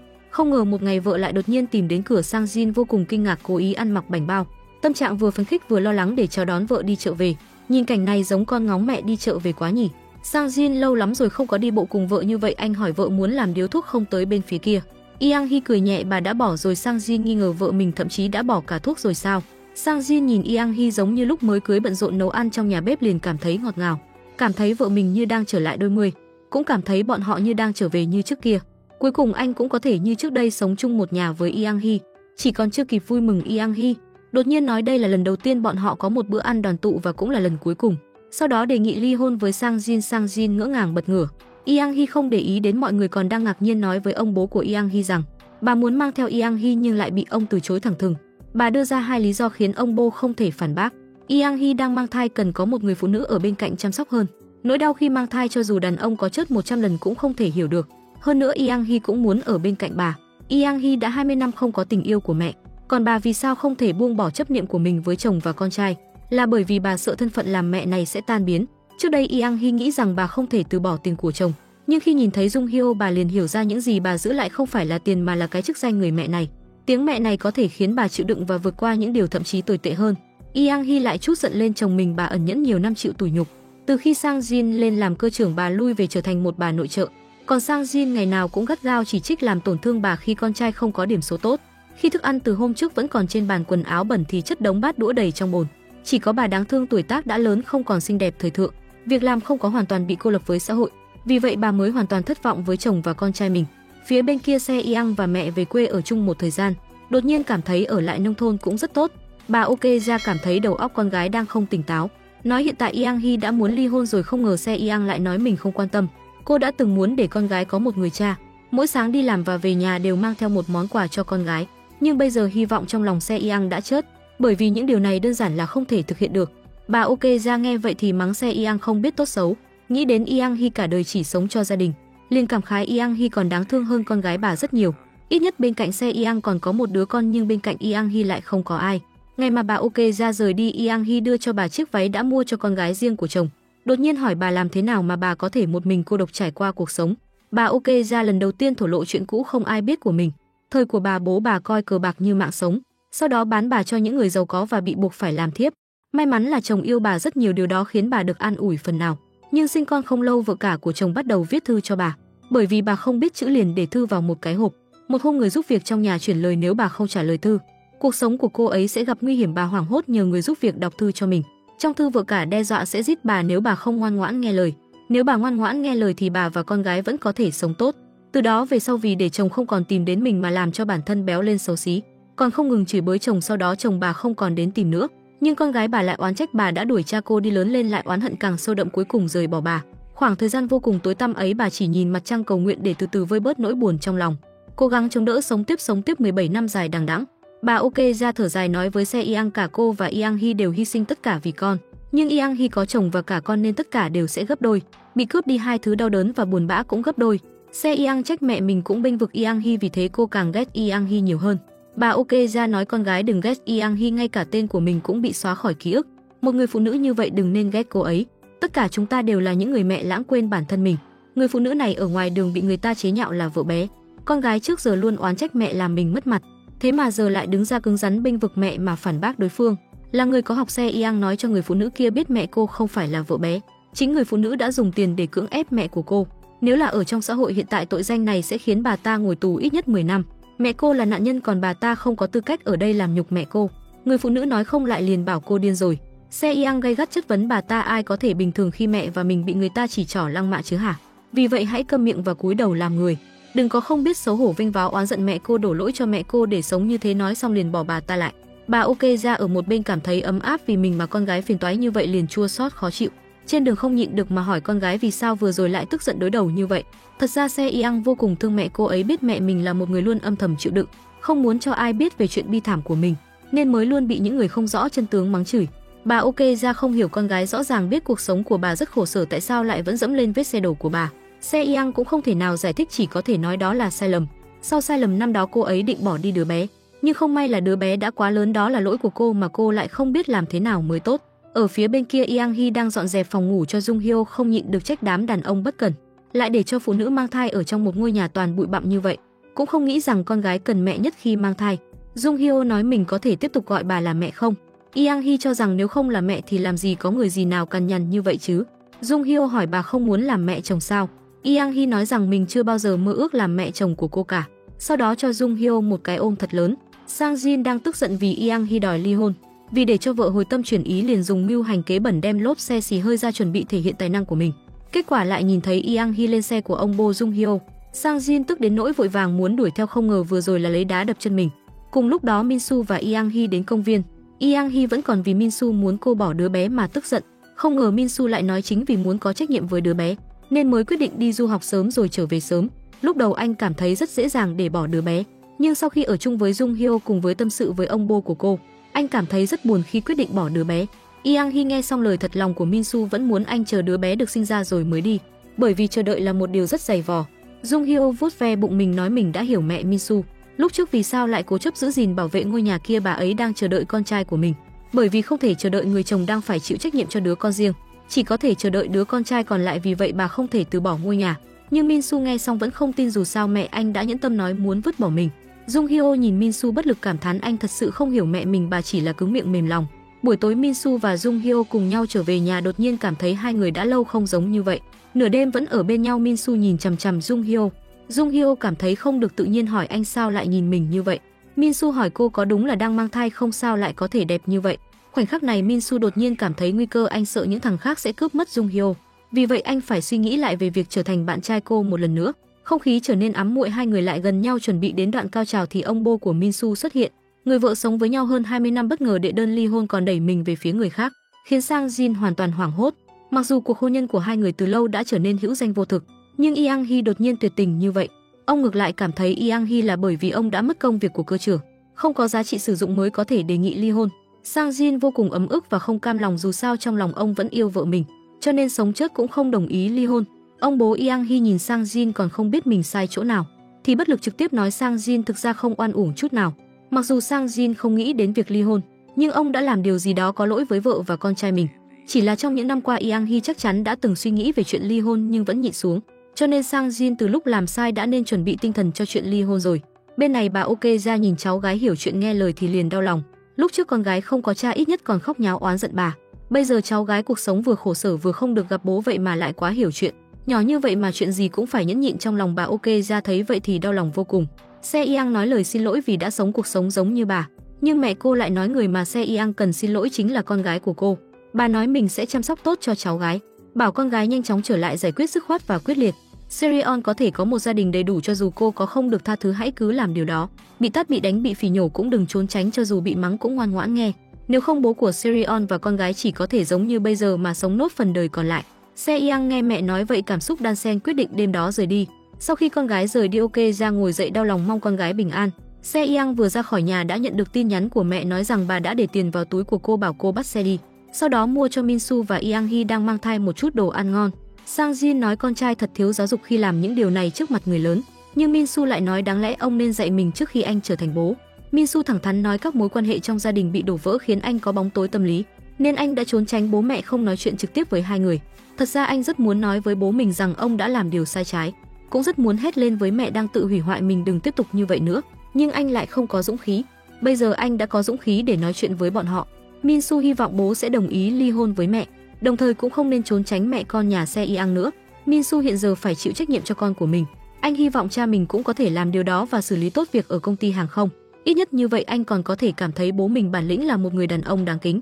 Minsu cầu xin bố mình chấp nhận chuyện này, đây là điều mà ông nên làm cho những người bị tổn thương. Nói xong anh liền bỏ vào trong nhà cầm rượu đi tìm bố vợ tâm sự. Minsu bày tỏ mình đã chuẩn bị sẵn sàng hiến thận cho Minsu. Ngày mai anh sẽ đến bệnh viện để kiểm tra xem thận hai người có tương thích với nhau không. Điều này làm cho ông bố Jung Hyo vô cùng kinh ngạc, không biết vì sao Minsu đột nhiên thay đổi tâm ý. Không ngờ Minsu lại nói là bởi vì ghen tị, giống như hành động thân thiết nhất của mọi người và Jung Hyo làm cho anh cảm thấy ghen tị. Anh ấy muốn trở thành người khiến cho Jung Hyo vui vẻ, nắm tay cô ấy cùng nhau xây dựng cuộc sống mới, cô ấy có chuyện gì cũng nên để anh giải quyết. Ông bố nghe Minsu nói vậy thì vô cùng vui mừng, có vẻ như đứa trẻ này đã trưởng thành sau một đêm. Yang Hee biết được từ bố của Jung Hyo cô có khả năng bị ngộ độc thai kỳ. Yang Hee hỏi Jung Hyo tại sao không nói với bà chuyện ngộ độc thai kỳ. Cô nói sợ bà đã trải qua chuyện sinh con, nếu biết sẽ phản đối cô sinh đứa bé bởi vì lo lắng cho cô. Lúc này Yang Hee mới biết sở dĩ Jung Hyo kiên quyết giữ lại đứa bé chính là muốn để chứng minh người mẹ đã từng bỏ rơi bố con cô. Cô không hề giống bà ấy, cô có thể vượt qua tất cả cũng sẽ không bởi vì vất vả mà vứt bỏ con cái. Yang Hee cảm thán mặc dù cô ấy chưa bao giờ trải qua chuyện đó, nhưng nỗi đau khi sinh con cô đã trải nghiệm được toàn bộ. Nôn mửa chỉ là sự khởi đầu, sau đó khi đứa bé đạp dạ con sẽ co thắt, sau đó ngực đau đớn vì căng sữa đi tiểu nhiều lần. Jung Hyo càng ngày càng sợ, không khỏi tò mò vì sao lại như vậy. Yang Hee nói không có điều gì xấu hổ hơn lúc trong phòng sinh con, khi cơ thể vùng dưới bị rách và khâu lại, ngay cả đi vệ sinh cũng trở thành điều xa xỉ. Nếu không dùng thuốc sổ trước khi lên bàn mổ thì khi dặn đứa bé ra, bản thân cũng không thể tự chủ được trước mặt nhiều người mà đại tiểu tiện.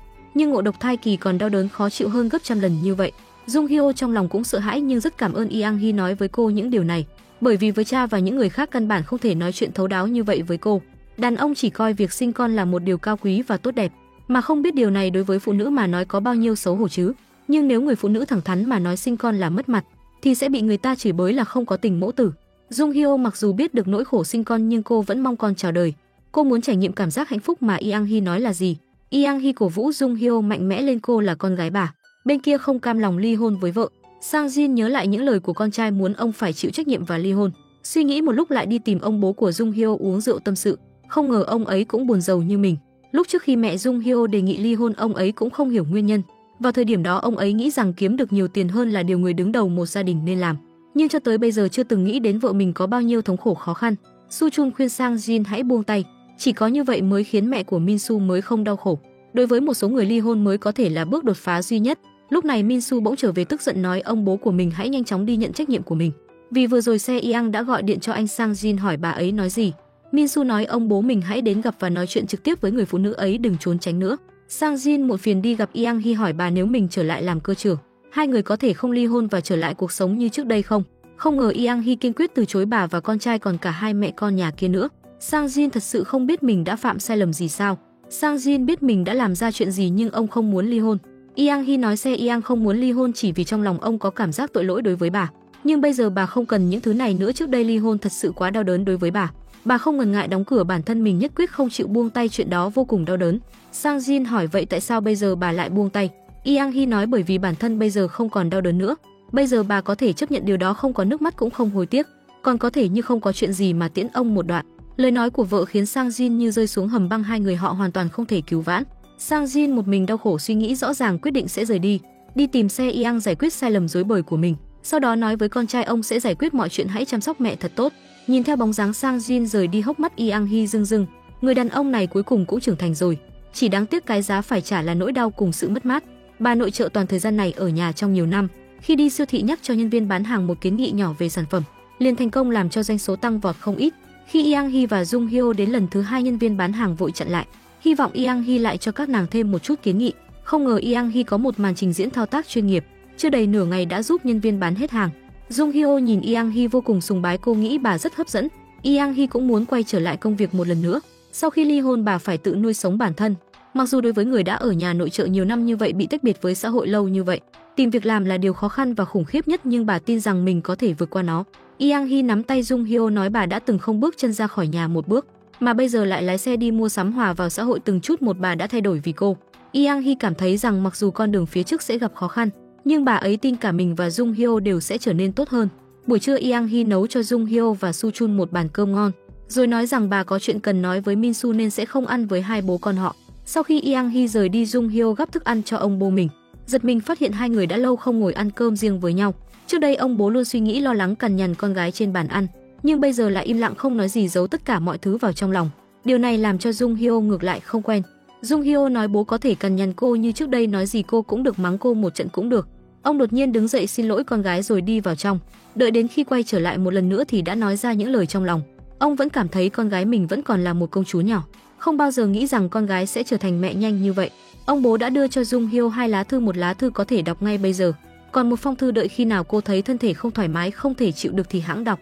Ông sợ bất cứ điều gì ông nói đều sẽ khiến cô cảm thấy đau lòng nên ông đã trở nên rất thận trọng. Trái tim ông vô cùng tiếc nuối khi con gái nhanh như vậy đã trở thành một người mẹ. Nếu thời gian có thể đảo ngược quay trở lại thời gian khi con gái vẫn còn là một em bé, ông sẽ xây dựng một ngôi nhà đẹp chứ không phải một nhà máy. So với việc ép buộc con gái nên làm cái gì, ông muốn nói chuyện với cô một cách yêu thương. Ông muốn nhìn từ góc độ của con gái để hiểu cô, ông không còn bướng bỉnh nữa. Ông muốn tìm hiểu các cách để có thể bảo vệ thế giới của con gái. Jung Hyo xúc động rơi nước mắt. Su Chun cũng đồng ý giao con gái cho Yang Hee. Dù sao bà ấy cũng có thể thay thế mẹ của Jung Hyo để con gái có nhiều kinh nghiệm hơn để trưởng thành. Ông đã luôn khiến con gái cảm thấy khó khăn như vậy, bản thân luôn tự cho mình quyết định đúng. Bây giờ nhìn lại mọi chuyện ông làm đều là sai lầm.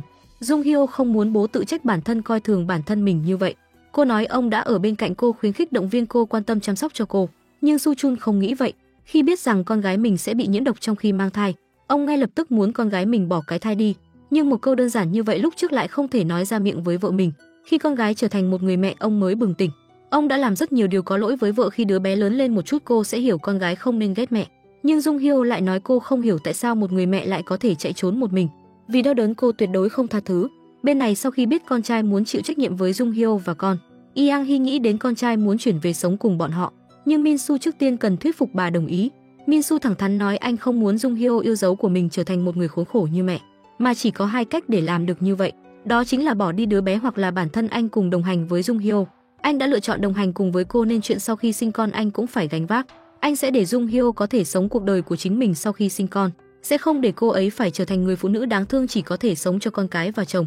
Nhưng đó không phải là một điều dễ dàng. Hiện gia đình Yang Hee không có thu nhập, xưởng của ông Bo Jung Hyo cũng sắp đóng cửa, mọi người đều không có khả năng nuôi một đứa trẻ. Mặc dù đây là một câu hỏi lớn như lời vừa rồi, Minsu đã thành công thuyết phục Yang Hee đồng ý cho anh ấy về nhà. Cặp đôi vô tình mang thai khi còn học đại học, hai người lại không để ý đến lời đồn nhảm dự định nghỉ học để sinh con. Nhưng khi hai người đến trường, Jung Hyo lại không có dũng khí bước xuống xe. Lúc trước bị người khác chỉ trỏ nói rằng cô ấy không sạch sẽ, điều đó vẫn ám ảnh Jung Hyo. Trường học đã trở thành một nơi đáng sợ mà cô không thể quên trong suốt cuộc đời. Min Soo an ủi mỗi người đều có hồi ức đau đớn, bất kể là mình hay là mẹ của Jung Hyo. Jung Hyo rất hận mẹ cô bỏ rơi cô từ nhỏ, lại càng không muốn người khác nói chuyện về người mẹ tàn nhẫn ấy. Tức giận đùng đùng xuống xe nói rằng mình không giống như người phụ nữ đó, sẽ vượt qua tất cả những khó khăn vì đứa trẻ. Bạn thân Jung Hyo thấy lập tức ngăn Min Soo, bảo hắn đừng nhắc tới mẹ cô trước mặt Jung Hyo, bởi vì trong cuộc sống của Jung Hyo chuyện của mẹ là nỗi đau lớn nhất. Hai người vừa bước vào trường liền nghe thấy mọi người khinh bỉ chế giễu, đang bàn luận về việc họ có bỏ đứa bé hay không. Min Soo nhìn thấy Jung Hyo sợ hãi thì lập tức dừng lại, đi tới hỏi hai người vừa bàn tán có quen biết anh không, họ đều trả lời là không biết. Min Soo hỏi vậy bọn họ biết cái quần què gì mà cứ nói bậy, bọn họ biết cái gì về anh và Jung Hyo mà nói lung tung, bọn họ tò mò phải không? Muốn anh nói cho biết đúng không? Anh nói đứa bé sẽ được sinh ra. Có tò mò về tên đứa bé không? Tên đứa bé là Sumang. Mẹ anh trước đây tìm tới bọn họ là bởi vì bọn họ không biết sự thật, mà đi nói lung tung đến là để bịt miệng bọn họ lại. Jung Hyo vội tiến lên kéo tay Min Soo muốn anh rời đi, nhưng anh còn chưa nói xong. Hai người bọn họ sẽ cùng nhau chịu trách nhiệm. Anh và Jung Hyo không giống như bọn họ nói 2-3 câu là có thể bóp chết một sinh mạng. Khi điền vào đơn xin nghỉ học, Jung Hyo đột nhiên do dự, bắt đầu sợ bản thân sẽ hối hận sau này. Min Soo nói anh sẽ không để cô giống mẹ mình. Nếu cô cảm thấy mệt mỏi hãy nói với anh sẽ làm thay cô. Sẽ thay cô làm mọi thứ, không để cô chịu đựng một mình. Cô bây giờ đã chọn lựa trở thành một người mẹ. Hãy tin vào anh sẽ không để cô phải hối hận. Lời của Min Soo làm cho trái tim vốn đang lo lắng của Jung Hyo trong nháy mắt an ổn trở lại. Cuối cùng Jung Hyo viết 2 chữ mang thai trong cột lý do nghỉ học. Bên kia Sang Jin về quê tìm Se Yang muốn triệt để xử lý lại quan hệ hai người. Không ngờ lại biết Se Yang vừa rời đi Okja, bảo Sang Jin đã tới rồi thì ở lại vài hôm. Kết quả Sang Jin vừa vặn đụng phải người tới cửa tìm Okja. Người phụ nữ chính là người lần trước bị Se Yang mắng bỏ chạy. Lần cãi vã đó khiến người phụ nữ không còn mặt mũi ở trong làng, cho nên gọi đồng đội là anh ruột đến gây sự. Một màn này khiến Sang Jin không ngờ cuộc sống của Se Yang và mẹ lại thê thảm đến vậy. Bất cứ ai cũng có thể đến chửi rủa khinh miệt. Lúc này đây Sang Jin chủ động đứng ra hùng dũng nói mình là chồng của Se Yang, nhưng hai người kia cũng không nể nang gì, mắng mẹ con Se Yang đều là tệ thiếp. Sang Jin liền lớn tiếng bảo vệ mẹ con Se Yang, nói đó không phải lỗi của bà ấy, mà là lỗi của những người có hành vi vô trách nhiệm, sao có thể mắng bà ấy.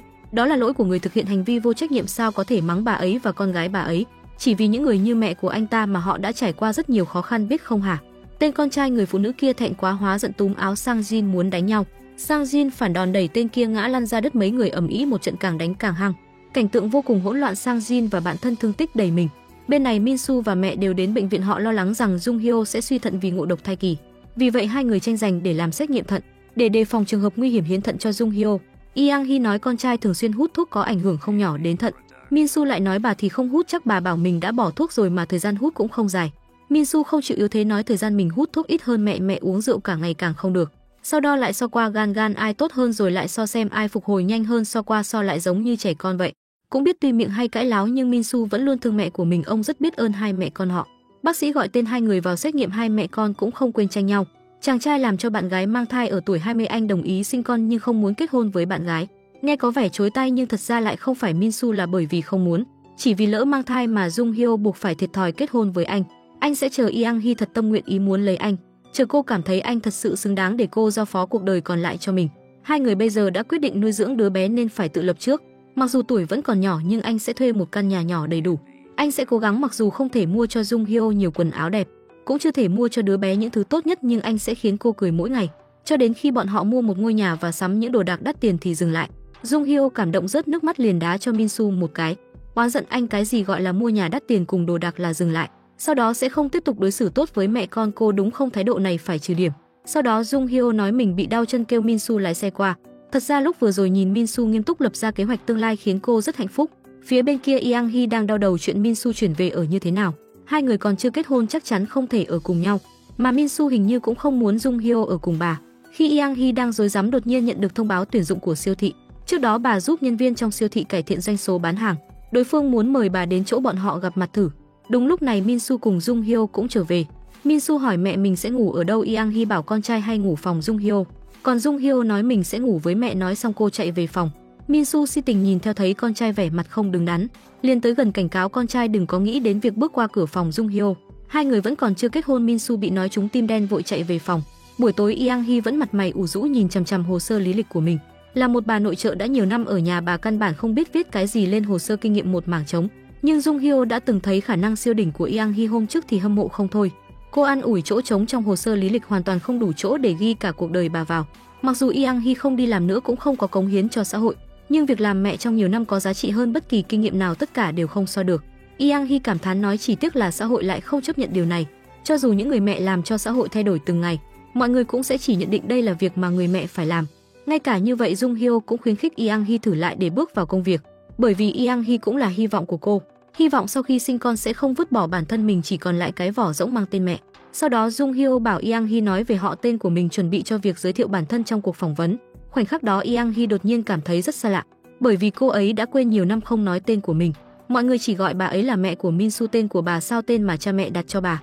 Cái tên mà bố mẹ bà đã đặt bao nhiêu hy vọng bạn trở thành ai đó, không phải là một người mẹ chỉ biết hy sinh. Hốc mắt Yang Hee ửng đỏ chua xót, run run cẩn thận nói ra tên của mình. Vô cùng xa lạ mà cũng vô cùng thân quen. Yang Hee thật hạnh phúc khi đọc ra tên của mình. Mà Min Su đứng ngoài cửa nghe thấy tên của mẹ anh đau lòng nói tên của mẹ anh lạ quá. Hôm qua Jung Hyo tới gặp bố cô vẫn muốn cô hòa hoãn với mẹ ruột mình. Jung Hyo vì muốn để cho ông thấy người phụ nữ đã bỏ rơi họ tàn nhẫn đến mức nào, cũng để cho cha hết hy vọng, Jung Hyo đã đưa địa chỉ của mẹ cho ông bố. Nhìn vào tờ giấy con gái đưa, Su Chun suy nghĩ nhớ đến những lời nói không hay mà mình đã từng nói với vợ. Khi biết vợ nhiễm độc thai kỳ khi mang thai, ông đã không quan tâm, trái lại còn ghét bỏ cơ thể bà quá yếu đuối, bởi vì không muốn chịu trách nhiệm về việc bỏ đứa bé đã để vợ phải sinh đứa bé ra, khiến vợ ông chịu đau đớn trăm nghìn lần. Kết quả vợ ông bị suy thận, nhưng ông chưa bao giờ quan tâm vợ phải chạy tận 4 tiếng một lần, mà ông còn tức giận vì bà không thể chuyên tâm nuôi con, khiến ông trì hoãn việc kiếm tiền. Cuối cùng vợ ông sống không bằng chết, nghiêm trọng đến nỗi phải thay thận. Ngay cả khi vợ đau đớn bi thảm như vậy, ông vẫn không thông cảm suy nghĩ cho bà ấy, chỉ cảm thấy phiền phức khi bà sau khi sinh con suốt ngày khóc lóc. Của trách bà giả vờ trầm cảm, trên đời có rất nhiều phụ nữ cũng sinh con, có ai giống bà ấy đâu. Thậm chí còn trách bà vì uống thuốc mà không thể cho con bú. Ông đi đến cổng nhà xưởng lại nhớ đến ngày ông ly hôn với vợ. Vợ ông quyết định khăn gói ra đi, bà nói mình muốn sống, muốn rời khỏi đây. Su Chun muốn ngăn cản vợ nên nói rằng ông sẽ dỡ bỏ cổng công xưởng. Nếu vợ muốn quay lại thăm con gái mà không muốn thấy ông thì có thể đứng từ xa nhìn. Nếu cổng công xưởng vẫn được dỡ xuống thì tức là ông vẫn còn yêu bà. Nếu cổng công xưởng được lắp lại tức là ông không còn yêu bà nữa. Nhưng vợ ông nói không cần thiết phẫn uất mà nói. Ngay cả khi ông chờ đợi bà cũng khiến bà cảm thấy bực tức nên hãy để cho bà đi. Dù như vậy nhưng ông vẫn phá cổng công xưởng khổ sở chờ vợ hơn 20 năm. Hôm nay ông ăn mặc chỉn chu, căng thẳng thấp thỏm để tới gặp vợ. Chỉ là không ngờ vợ lại sợ ông đến mức cầm dao chĩa về phía ông, run rẩy cảnh cáo ông đừng đến gần. Su Chun thấy mình khiến vợ ám ảnh tâm lý nặng nề như vậy thì vô cùng đau lòng và hối hận. Ông sau đó quỳ gối trước mặt vợ cũ nói ra câu nói đã chậm trễ 20 năm. Ông đau khổ xin lỗi vợ, ông thực sự không biết chuyện. Sinh ra Jung Hyo đối với bà lại đau khổ đáng sợ đến như vậy. Ông áy náy hối hận nói nếu có thể trở lại khi đó ông chắc chắn sẽ chọn bỏ đi đứa trẻ, để vợ không phải chịu đựng nỗi đau nặng nề như vậy. Người vợ vẫn còn nhớ như in lúc trước ở trên giường bệnh đau tới nỗi cả người run rẩy. Cảm giác kinh khủng ấy khiến bà như sắp ngạt thở, bà hận chồng đến nghiến răng nghiến lợi. Tay đấm thùng thụt vào người đàn ông, oán trách ông tại sao bây giờ mới nói. Tại sao thời điểm ấy lại không thể nói như vậy, tại sao phải mất nhiều năm như vậy mới có thể nói những điều này. Phải chăng khi đó ông nói những điều ấy thì bà đã không phải khổ sở như vậy. Bây giờ đã quá muộn, bọn họ đã đi quá xa rồi. Khi hai người đã bình tĩnh lại, người vợ lập tức đoán được chồng đến tìm bà là vì con gái mình đã mang thai. Su Chun ngạc nhiên sao vợ lại biết được điều đó, bà nói mình đã biết ông sẽ đến, chỉ là sớm hay muộn. Khi Jung Hyo làm mẹ ông sẽ hối hận. Su Chun nói Jung Hyo sau này sẽ hiểu mẹ mình thôi. Giống như ông vậy, cho dù có một chút muộn màng nhưng mẹ cô lại không hy vọng cô đến tìm bà. Con gái ghét bà như vậy thì sẽ cảm thấy thoải mái hơn. Su Chun lại khuyên bà dù sao cũng là con cái không nên như vậy. Nhưng người vợ lại nói bởi vì là con cái nên mới như vậy. Bà thẳng thắn nói nếu con gái sau này vì trải qua nỗi đau như bà mà hiểu bà, rồi đến tìm bà nói lời cảm ơn thì bà sẽ cảm thấy khó khăn hơn. Trái tim sẽ cảm thấy rất có lỗi với con gái. Bởi vì bà là một người mẹ tồi đã để con gái chịu đựng như vậy, hãy để con gái ghét bà. Bà xin lỗi con gái vì mình có ghen xấu như vậy để cô phải chịu đựng giống như bà năm đó. Bà không muốn con gái trải qua điều đó, bà hy vọng con gái sẽ sống hạnh phúc. Lúc này đột nhiên có người đàn ông đi tới, bà ngay lập tức đứng lên gọi người đó là chồng. Trái tim Su Chun bỗng trở nên nặng nề nhưng vẫn đứng lên bình thản chủ động giới thiệu hai người là bạn bè. Ông yêu vợ cũ nên không muốn quấy rầy cuộc sống mới của vợ cũ, vất vả lắm mới bắt đầu. Hy vọng bà sẽ quên cuộc sống trước đây, còn ông sẽ không bao giờ tìm được gia đình trước đây nữa. Mà không biết rằng sau khi ly hôn, vợ cũ đã mềm lòng quay về xưởng nhìn lén ông. Su Chun ban đầu nói rằng không có cánh cửa có nghĩa là ông ấy vẫn yêu vợ mình, luôn luôn chờ đợi bà ấy trở lại. Người vợ lúc này đuổi theo chồng cũ muốn hỏi ông vẫn chưa làm cổng công xưởng sao. Su Chun lại trả lời ông đã xây dựng cổng một vài năm trước rồi. Bà có một chút hụt hẫng nhưng vẫn nói ông làm tốt lắm. Sau đó lặng lẽ chúc phúc cho ông có cuộc sống mới của mình, mà lại không biết rằng lời Su Chun là nói dối, cổng công xưởng không được xây dựng. Hơn nữa cả đời này vĩnh viễn cũng không xây, bởi vì ông không bao giờ có thể buông vợ cũ của mình xuống. Bên kia Se Yang đang sửa chữa lại mối quan hệ của cô với Sang Jin. Điều đầu tiên cô ấy làm là để cho Sang Jin giải oan và hồi phục chức vị. Se Yang gọi điện cho mẹ nói ngày mai mình sẽ đi gặp Yang Hee. Thấy mẹ chưa ngủ hỏi bà có phải lo lắng quá không. Bà ok ra nói mình chỉ hy vọng mọi người đều không bị tổn thương. Bà đang cầu nguyện với mặt trăng để cả hai người đều sẽ không tổn thương. Con có Minsu cũng vậy, bà cầu nguyện cho tất cả đều tốt. Ok ra dặn dò con gái ngày mai nhất định phải cúi đầu nhận sai, đừng quan tâm đến tự tôn của mình. Sau này bà sẽ đối xử tốt gấp đôi với Se Yang, bồi thường cho cô. Se Yang cúp điện thoại, mẹ càng bảo vệ Yang Hee, trong lòng cô lại càng khó chịu. Mà không biết mẹ vừa gọi điện cho cô xong liền đau lòng khóc. Sang Jin nghe bà Ok ra và Se Yang nói chuyện thì tâm trạng hỗn loạn, ngồi một mình bên ngoài nhà nhìn ánh trăng suy nghĩ suốt đêm. Sáng sớm hôm sau, Sang Jin liền trịnh trọng xin lỗi bà Ok ra. Nhiều năm như vậy hủy hoại con gái của bà nhưng bản thân lại luôn trốn tránh. Không ngờ bà Ok ra lại nói anh không có lỗi gì với mình. Người anh có lỗi là Yang Hee, bảo anh đi xin lỗi Yang Hee. Sang Jin trở về hẹn Se Yang đến quán cháo của em gái chuẩn bị nói chuyện với cô ấy. Lại không ngờ thấy con trai của mình ở đây. Bà nội trợ cuối cùng đã đón nhận công việc mới sau nhiều năm chôn mình trong phòng bếp. Sau khi ăn mặc tinh tế, Yang Hee đã sẵn sàng để thử việc. Trên đường lại đột nhiên nhận được điện thoại của tình địch. May mắn thay cô ấy vẫn còn một chút thời gian. Hóa ra Se Yang muốn Yang Hee công khai chuyện ly hôn của bà và Sang Jin. Như vậy cô có thể hợp tình hợp lý giải oan cho Sang Jin trở lại làm việc. Yang Hee nực cười nói mình tưởng cô ta sẽ quỳ xuống đất cầu xin bà chứ thật là mong chờ mà. Nhưng quỳ gối trong lòng Se Yang chẳng khác nào thừa nhận mình đã làm sai. Bởi vì mẹ cô ấy là vợ bé, cả đời đều bị người ta chỉ trỏ sống lại.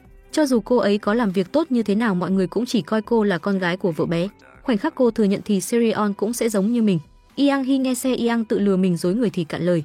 Se Yang nghĩ rằng miễn là cô ấy không thừa nhận rằng cô ấy có tội, thì Serion có thể sống như một đứa trẻ trong một gia đình bình thường. Còn nói nếu như Yang Hee nhổ nước bọt, cô cũng không né tránh.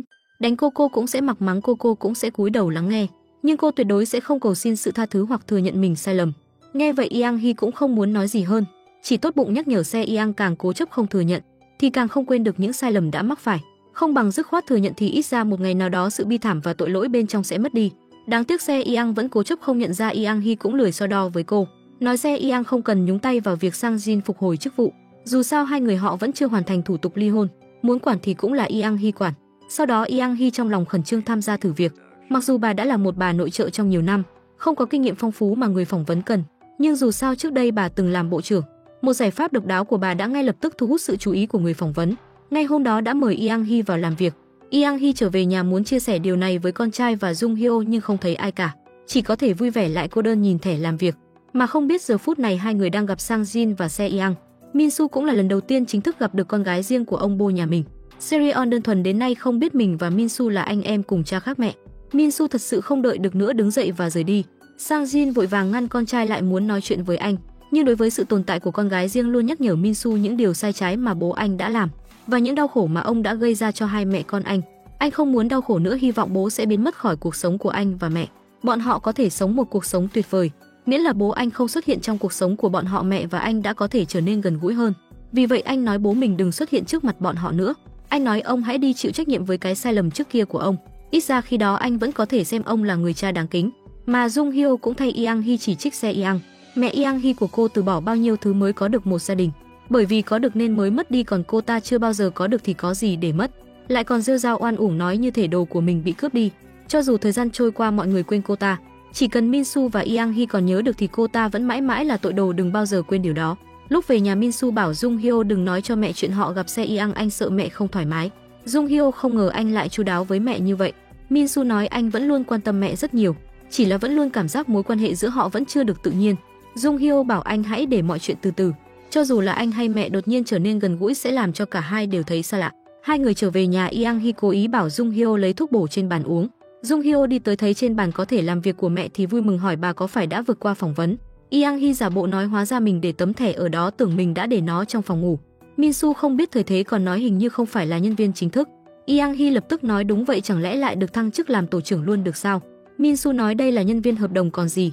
Yang Hee tức giận lấy lại thẻ làm việc nói đây là nhân viên chính thức. Tâm tình vốn rất tốt của Yang Hee trong nháy mắt bị đứa con trai phá hoại. Bên này Se Yang gọi cho mẹ biết rằng mẹ đang nhớ mình.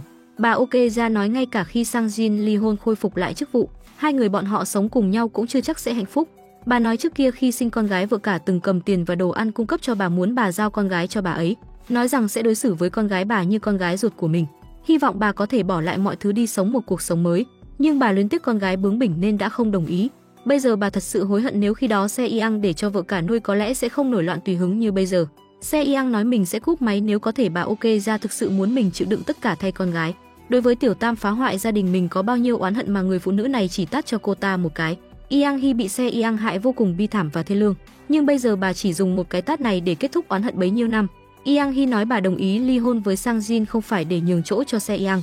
Dù sao trong lòng bà cũng không hẳn là đã cạn tình cạn nghĩa với Sang Jin, chẳng qua là so với đau khổ nắm giữ thì bà muốn bản thân mình được hạnh phúc. Cũng không ngờ Se Yang vẫn chưa tỉnh ngộ, cố chấp cho rằng ở cùng với Sang Jin sẽ có thể hạnh phúc. Sau đó Yang Hee kêu Se Yang đáp ứng làm một việc cho bà, đó chính là giúp ông Bo của Jung Hyo giải quyết vụ đánh người lần trước vẫn chưa thể hòa giải, nhân tiện đòi lại số tiền đối phương nợ công ty của bố Jung Hyo. Cách đây không lâu khi bà và Jung Hyo trò chuyện trước khi ngủ, mới biết Jung Hyo luôn lo lắng vì chuyện này, bà liền nghĩ tìm người giải quyết. Yang Hee nghĩ đi nghĩ lại vẫn thấy là Se Yang làm tốt nhất, mặc dù nhân phẩm không được sáng sủa nhưng năng lực kinh doanh đàm phán tuyệt đối hạng nhất, không có gì để nói. Yang Hee đe dọa Se Yang nếu không đáp ứng bà sẽ công khai chuyện cô ta làm tiểu tam, sau đó sẽ bị người ta chửi bới hèn mọn không danh phận. Điểm yếu bị đối phương nắm trong tay, Se Yang chỉ có thể im lặng chấp nhận. Sau đó vì để giải quyết chuyện Sang Jin để ông hồi phục chức vụ, đã đến hãng hàng không tìm cơ trưởng cùng cấp với chồng mình. Lúc trước Sang Jin bởi vì vấn đề tác phong suýt nữa bị đuổi việc, chính Yang Hee ra mặt thỉnh cầu hắn ta mới bảo vệ được công việc của Sang Jin. Thực ra cơ trưởng và Yang Hee là học cùng một trường đại học, giúp bà cũng là bởi vì trong lòng luôn yêu bà. Yang Hee đột nhiên chủ động tìm hắn còn nói bà đã ly hôn. Điều này đã khiến hắn hạnh phúc, cảm thấy cơ hội của mình đã đến, này là có ý muốn bên cạnh hắn sao.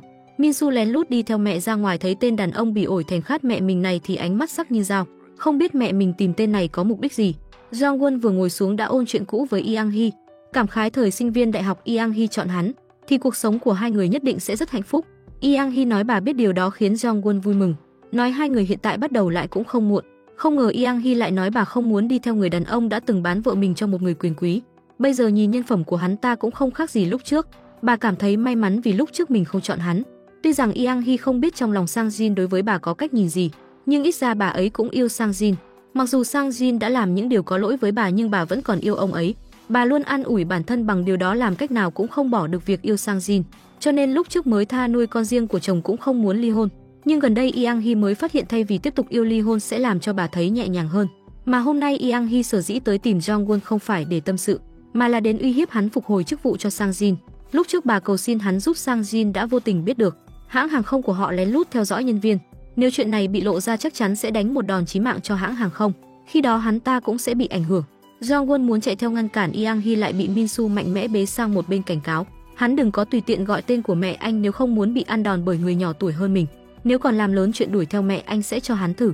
Jung Hyo một mình chờ bạn trai và Yang Hee về nhà, bởi vì không có gì để làm đột nhiên nghĩ đến việc nấu ăn. Trong khoảnh khắc đó Jung Hyo giật mình phát hiện ra mình đã thay đổi, bởi vì trước khi mang thai cô căn bản chưa từng có suy nghĩ mình sẽ nấu ăn. Đi du lịch tìm việc làm để thực hiện ước mơ của mình mới là mục tiêu của cô. Vậy mà như mục tiêu này đã biến mất từ lúc nào?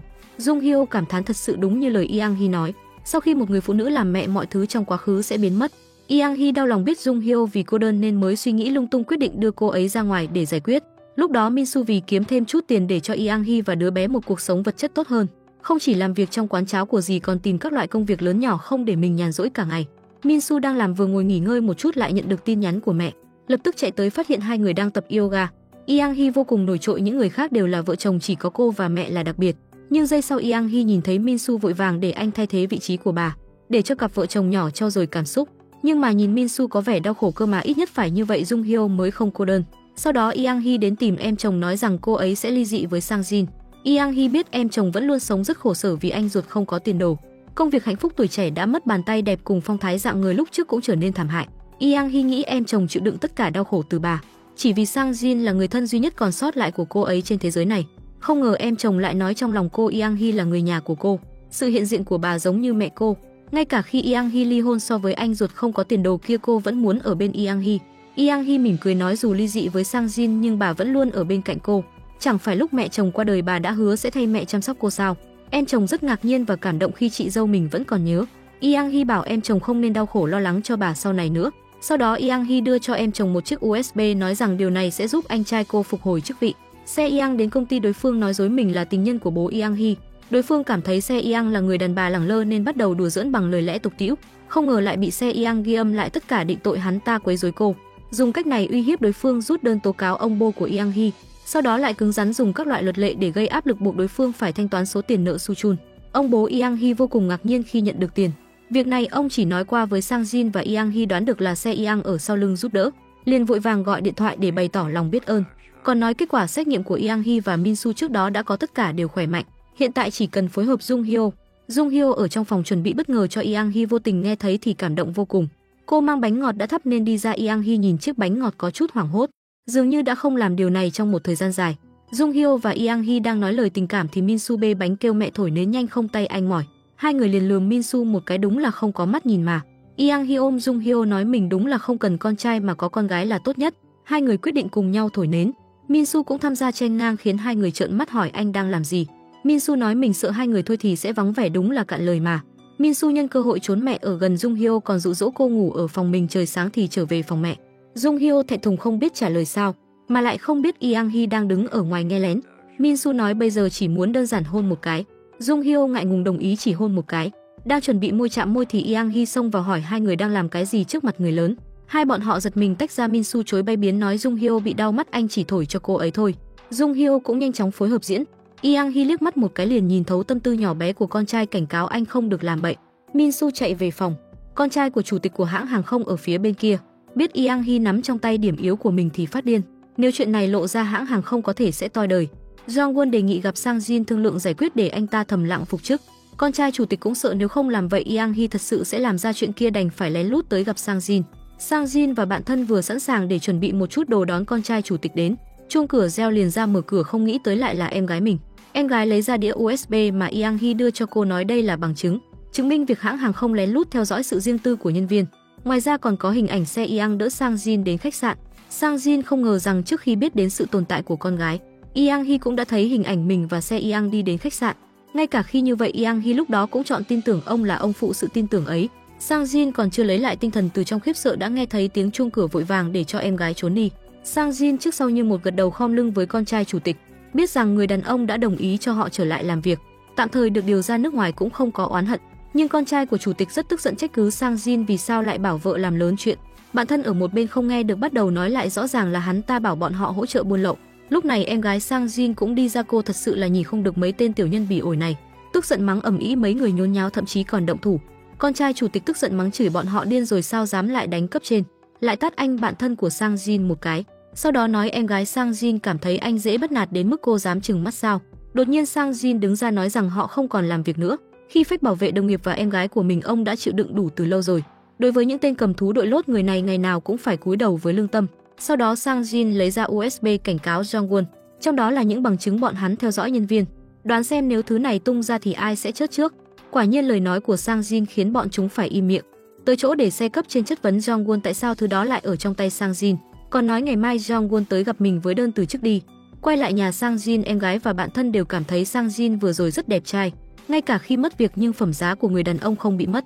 Sau đó Sang Jin giao USB cho bạn thân bảo anh hãy tìm bạn bè nhà báo tiết lộ chuyện này ra. Buổi tối Sang Jin tâm tình phiền muộn gọi cho ông Bo Yang Hee. Mặc dù Su Chun đang cầm giỏ trái cây đi cảm ơn Yang Hee đã giúp anh ta thu hồi nợ giúp mình, nhưng vẫn là tới gặp Sang Jin. Trong lòng Sang Jin, Yang Hee luôn là một cô gái giỏi giang và xinh đẹp. Mặc dù hai người đã trải qua ồn ào trong nhiều năm, nhưng sức hấp dẫn của Yang Hee chưa bao giờ suy giảm. Mọi thứ đã thành ra như này nhưng Sang Jin vẫn không thể từ bỏ Yang Hee. Có vẻ như ông yêu bà ấy rất nhiều nhưng mẹ Min Soo đã không còn quay đầu lại nữa. Bà ấy dường như thực sự buông tay rồi. Su Chun nói gần đây ông đã gặp mẹ của Jung Hyo. Cho đến bây giờ trái tim ông đặc biệt hối tiếc vì đã không thể nói ra lời xin lỗi. Nhưng sau khi nói ra trong lòng thoải mái hơn nhiều, hào phóng để bà ấy đi. Đây là phép lịch sự cuối cùng của một người đàn ông, hãy để trong ký ức chỉ có hoàn toàn là tình yêu. Như vậy khi nhớ lại quá khứ sẽ không còn đau đớn nữa. Nhưng làm thế nào để nói lời tạm biệt với một người đã yêu trong hơn 20 năm? Yang Hee chỉ kêu lên một tiếng chồng, cuối cùng hốc mắt đã đỏ lên. Nhiều năm kết hôn như vậy đến cuối cùng điều bà lĩnh ngộ được không phải là tình yêu mà là chia tay. Bà đã từng cố chấp đặt hết hy vọng vào chồng và con trai, nhưng bây giờ bản thân mới hiểu được rằng buông bỏ mới thực sự là giải thoát cho chính mình.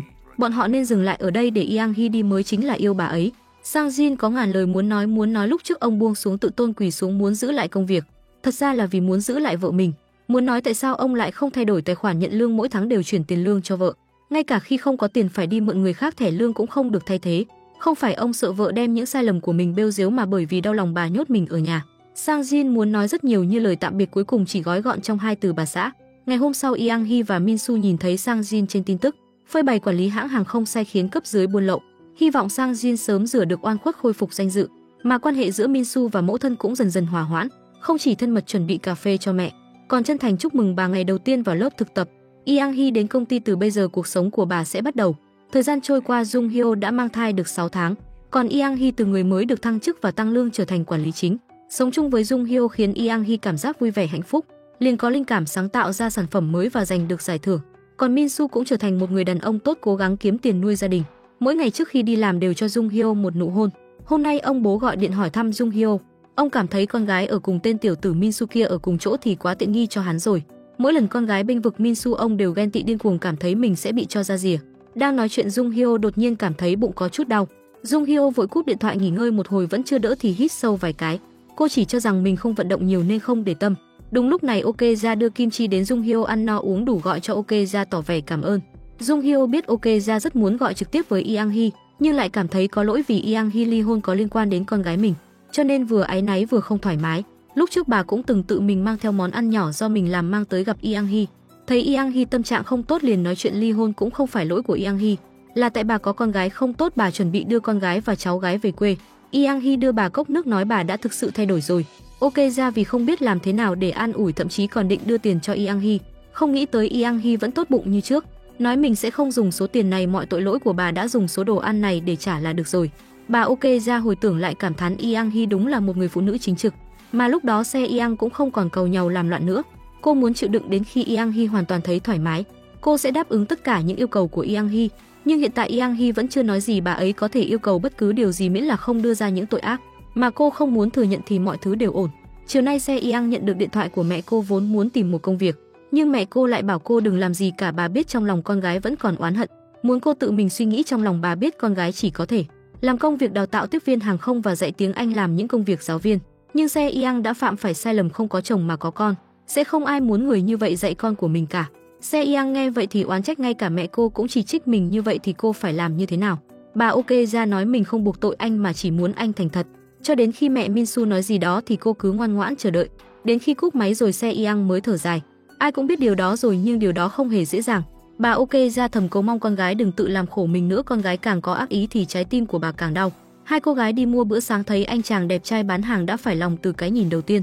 Min Soo với khuôn mặt búng ra sữa, dáng người thì hết cả nước chấm, khiến chị gái nước miếng thòng lòng vội hỏi anh có bạn gái chưa. Min Soo lại trả lời mình không có bạn gái, khiến con tim thiếu nữ rộn rạo hết cả lên. Đang định xin phương thức liên lạc thì Min Soo lại tung ra quả bom nói mình không có bạn gái mà có vợ con rồi. Anh với vợ còn đang chuẩn bị đăng ký kết hôn. Lời vừa nói ra khiến chị gái ngỡ ngàng ngơ ngác bật ngửa, nhìn tên Yang Hee và tên mình được viết trong giấy kết hôn cảm thấy vô cùng may mắn. Đang lúc Min Soo chuẩn bị lén lút cho Yang Hee một lời cầu hôn, bất ngờ thì ông trời lại cho anh một quả bom lớn. Mẹ anh nói Yang Hee bị nhiễm độc thai kỳ. Bác sĩ nói báo cáo khám thai của Jung Hyo rất không khả quan, hỏi Jung Hyo trong quá trình mang thai có bị suy giảm thị lực không. Yang Hee nghe xong đột nhiên giật mình, nhớ lại gần đây quả thực Jung Hyo hay nói mắt mình nhìn không rõ, đông tây cơ thể cũng sưng lên. Bà vốn nghĩ rằng đây là hiện tượng mang thai bình thường, thế nào cũng không nghĩ tới lại là dấu hiệu của ngộ độc thai kỳ. Yang Hee cảm thấy bầu trời của mình sắp sụp đổ. Jung Hyo đối với bà là bảo bối còn hơn cả con trai, là bà đã quá sơ suất rồi. Điều tồi tệ hơn là kết quả thận của bà và Min Soo không tương thích với cơ thể Jung Hyo. Điều đó có nghĩa là nếu Jung Hyo bệnh tình trở nặng đến nỗi phải thay thận thì hy vọng sống của Jung Hyo là rất mong manh. Bà phải làm gì đây? Yang Hee vội vàng triệu tập mọi người đến nhà máy của bố Jung Hyo để bàn bạc đối sách. Ông bố Jung Hyo vừa đi khoe với bạn thân con gái ông sắp làm mẹ rồi, còn kêu ông bạn chuẩn bị mua thuốc bổ cho con gái ông. Đột nhiên lại nhận được tin tức sốc như vậy, ông gấp đến nỗi cả người sắp phát điên rồi. Sang Jin không ngờ là ngộ độc thai kỳ nghiêm trọng như vậy. Yang Hee nói các bác sĩ nói rằng họ không thể dự đoán trước được khi nào thì các triệu chứng xuất hiện, có thể nó sẽ xuất hiện đột ngột hoặc từng chút một biểu hiện ra ngoài, cũng có thể không, cho nên không thể đo lường được. Sang Jin nghe xong thì hỏi vậy tình huống tồi tệ nhất là gì? Su Chun kể ra một loạt như vỡ lá gan, xuất huyết não, mù lòa, sản phụ có thể tử vong bất cứ lúc nào. Không những thế còn gây tử vong cho cả thai nhi hoặc có thể gây ra khuyết tật. Yang Hee nói hiện giờ giải pháp duy nhất để ổn định là loại bỏ đứa bé. Tất cả các triệu chứng sẽ biến mất, còn có một cách xác suất rủi ro rất cao, chính là nhân lúc Jung Hyo triệu chứng không nghiêm trọng giữ đứa trẻ cho đến 8 tháng rồi để sinh non. Vẫn có thể sống sót, nhưng nếu lúc đó không được, đứa bé vẫn phải bị loại bỏ. Mà đối với cơ thể Jung Hyo tổn thương rất lớn, hiện tại chỉ có thể để Jung Hyo lựa chọn. Min Soo cùng bố Jung Hyo lựa chọn giống nhau, anh không muốn nhìn Jung Hyo đau đớn, càng không muốn vì đứa nhỏ mà hy sinh Jung Hyo. Nhưng mọi người đều biết Jung Hyo muốn giữ đứa bé này đến mức nào, muốn khuyên cô bỏ đi khẳng định cần thời gian. Để đề phòng, Yang Hee bảo Sang Jin cũng đi xét nghiệm hiến thận, không nghĩ tới Sang Jin là trực tiếp cự tuyệt. Min Soo không tin vào tai mình, hỏi bố mình tại sao không thể. Sang Jin giải thích mình thân là cơ trưởng, yêu cầu về sức khỏe rất cao, một khi làm loại phẫu thuật này sẽ không bao giờ có thể lái máy bay nữa. Ông muốn để lại một con đường lui cho cuộc sống của mình sau này. Mọi người tuy rằng hiểu được lựa chọn của Sang Jin nhưng vẫn rất đau lòng. Cảm giác bất lực bao bọc Sang Jin là hy vọng lớn nhất để thay thận cho Jung Hyo lúc này. Min Soo ở lại cùng bố Jung Hyo, anh bây giờ cảm nhận được tâm trạng lúc trước của ông. Giữ lại đứa trẻ là một cảm giác đau đớn. Tuy rằng hôm nay anh lựa chọn buông bỏ đứa bé nhưng sẽ giữ nó trong tâm trí mình suốt cuộc đời. Sau đó dùng tình yêu gấp bội để đối xử tốt với Jung Hyo. Su Chun nói xin lỗi, Min Su nói ông có gì mà phải xin lỗi. Su Chun nói ông vẫn muốn xin lỗi Jung Hyo đã phải trải qua quá nhiều đau khổ. Khi có con cái rồi trải qua chuyện như vậy sẽ hiểu được câu xin lỗi ấy là cảm giác gì. Sau đó ông nói bọn họ nên uống một vài chén. Min Su đứng dậy nói mình sẽ đi mua. Su Chun cảm thán mấy người đàn ông bọn họ đều trưởng thành hơn rồi. Yang Hee trở về nhà nhìn Jung Hyo đang ngủ say mà vô cùng đau lòng. Vỗ về cô, hôm nay hãy ngủ ngon, đừng lo lắng gì cả, cũng không cần đau khổ. Cô gái bị mẹ chồng lừa ra khỏi nhà, không ngờ mẹ chồng lại đưa cô đến nơi bạn trai bí mật chuẩn bị cho đám cưới của hai người. Jung Hyo cảm thấy chuyện này quá đột ngột, cô bởi vì mang thai khuôn mặt vẫn đang mập ú, vóc dáng cũng sưng lên không đẹp chút nào, cô không muốn tổ chức lễ cưới trong trạng thái này. Yang Hee hiểu suy nghĩ của Jung Hyo nhưng bà và con trai đều không muốn kéo dài nữa. Sau khi biết tình trạng của Jung Hyo có thể đe dọa tính mạng bất cứ lúc nào, đã muốn ngay lập tức cho Jung Hyo một lễ cưới, một danh phận chịu trách nhiệm về cô ấy. Khoảnh khắc Yang Hee thay váy cưới bảo vật của hai người họ thật là xinh đẹp. Min Su hỏi bố vợ Jung Hyo thật sự kết hôn với anh rồi đúng không? Su Chun quay sang nói đúng vậy, chỉ là ông nuôi con gái lớn như vậy, không ngờ lại phải giao cho Min Su, thật là oan uổng phát khóc. Mà Min Su cười hứa với bố vợ mình sẽ cố gắng làm tốt.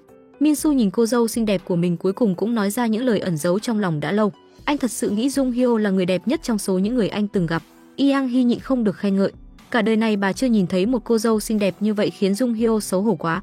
Đột nhiên Min Su nhìn thấy bố mình, bởi vì lúc trước bố mình tuyệt tình từ chối hiến thận cho Jung Hyo, nên anh vẫn canh cánh trong lòng, ngay cả đám cưới cũng không mời ông. Bố vợ thấy quan hệ hai người họ rất cứng nhắc, vội vàng hòa giải để Min Su đi thay quần áo. Đám cưới của hai người mặc dù ngắn gọn nhỏ bé, nhưng có tất cả người thân lời chúc chân thành nhất từ bạn bè. Min Su đeo nhẫn cưới cho Jung Hyo, trịnh trọng nói ra lời hứa của mình sẽ làm cho cô hạnh phúc ngay cả khi rơi nước mắt. Anh cũng sẽ làm cho cô cảm thấy hạnh phúc. Đáng tiếc là đằng sau đám cưới ấm áp này lại xen lẫn một tia nặng nề.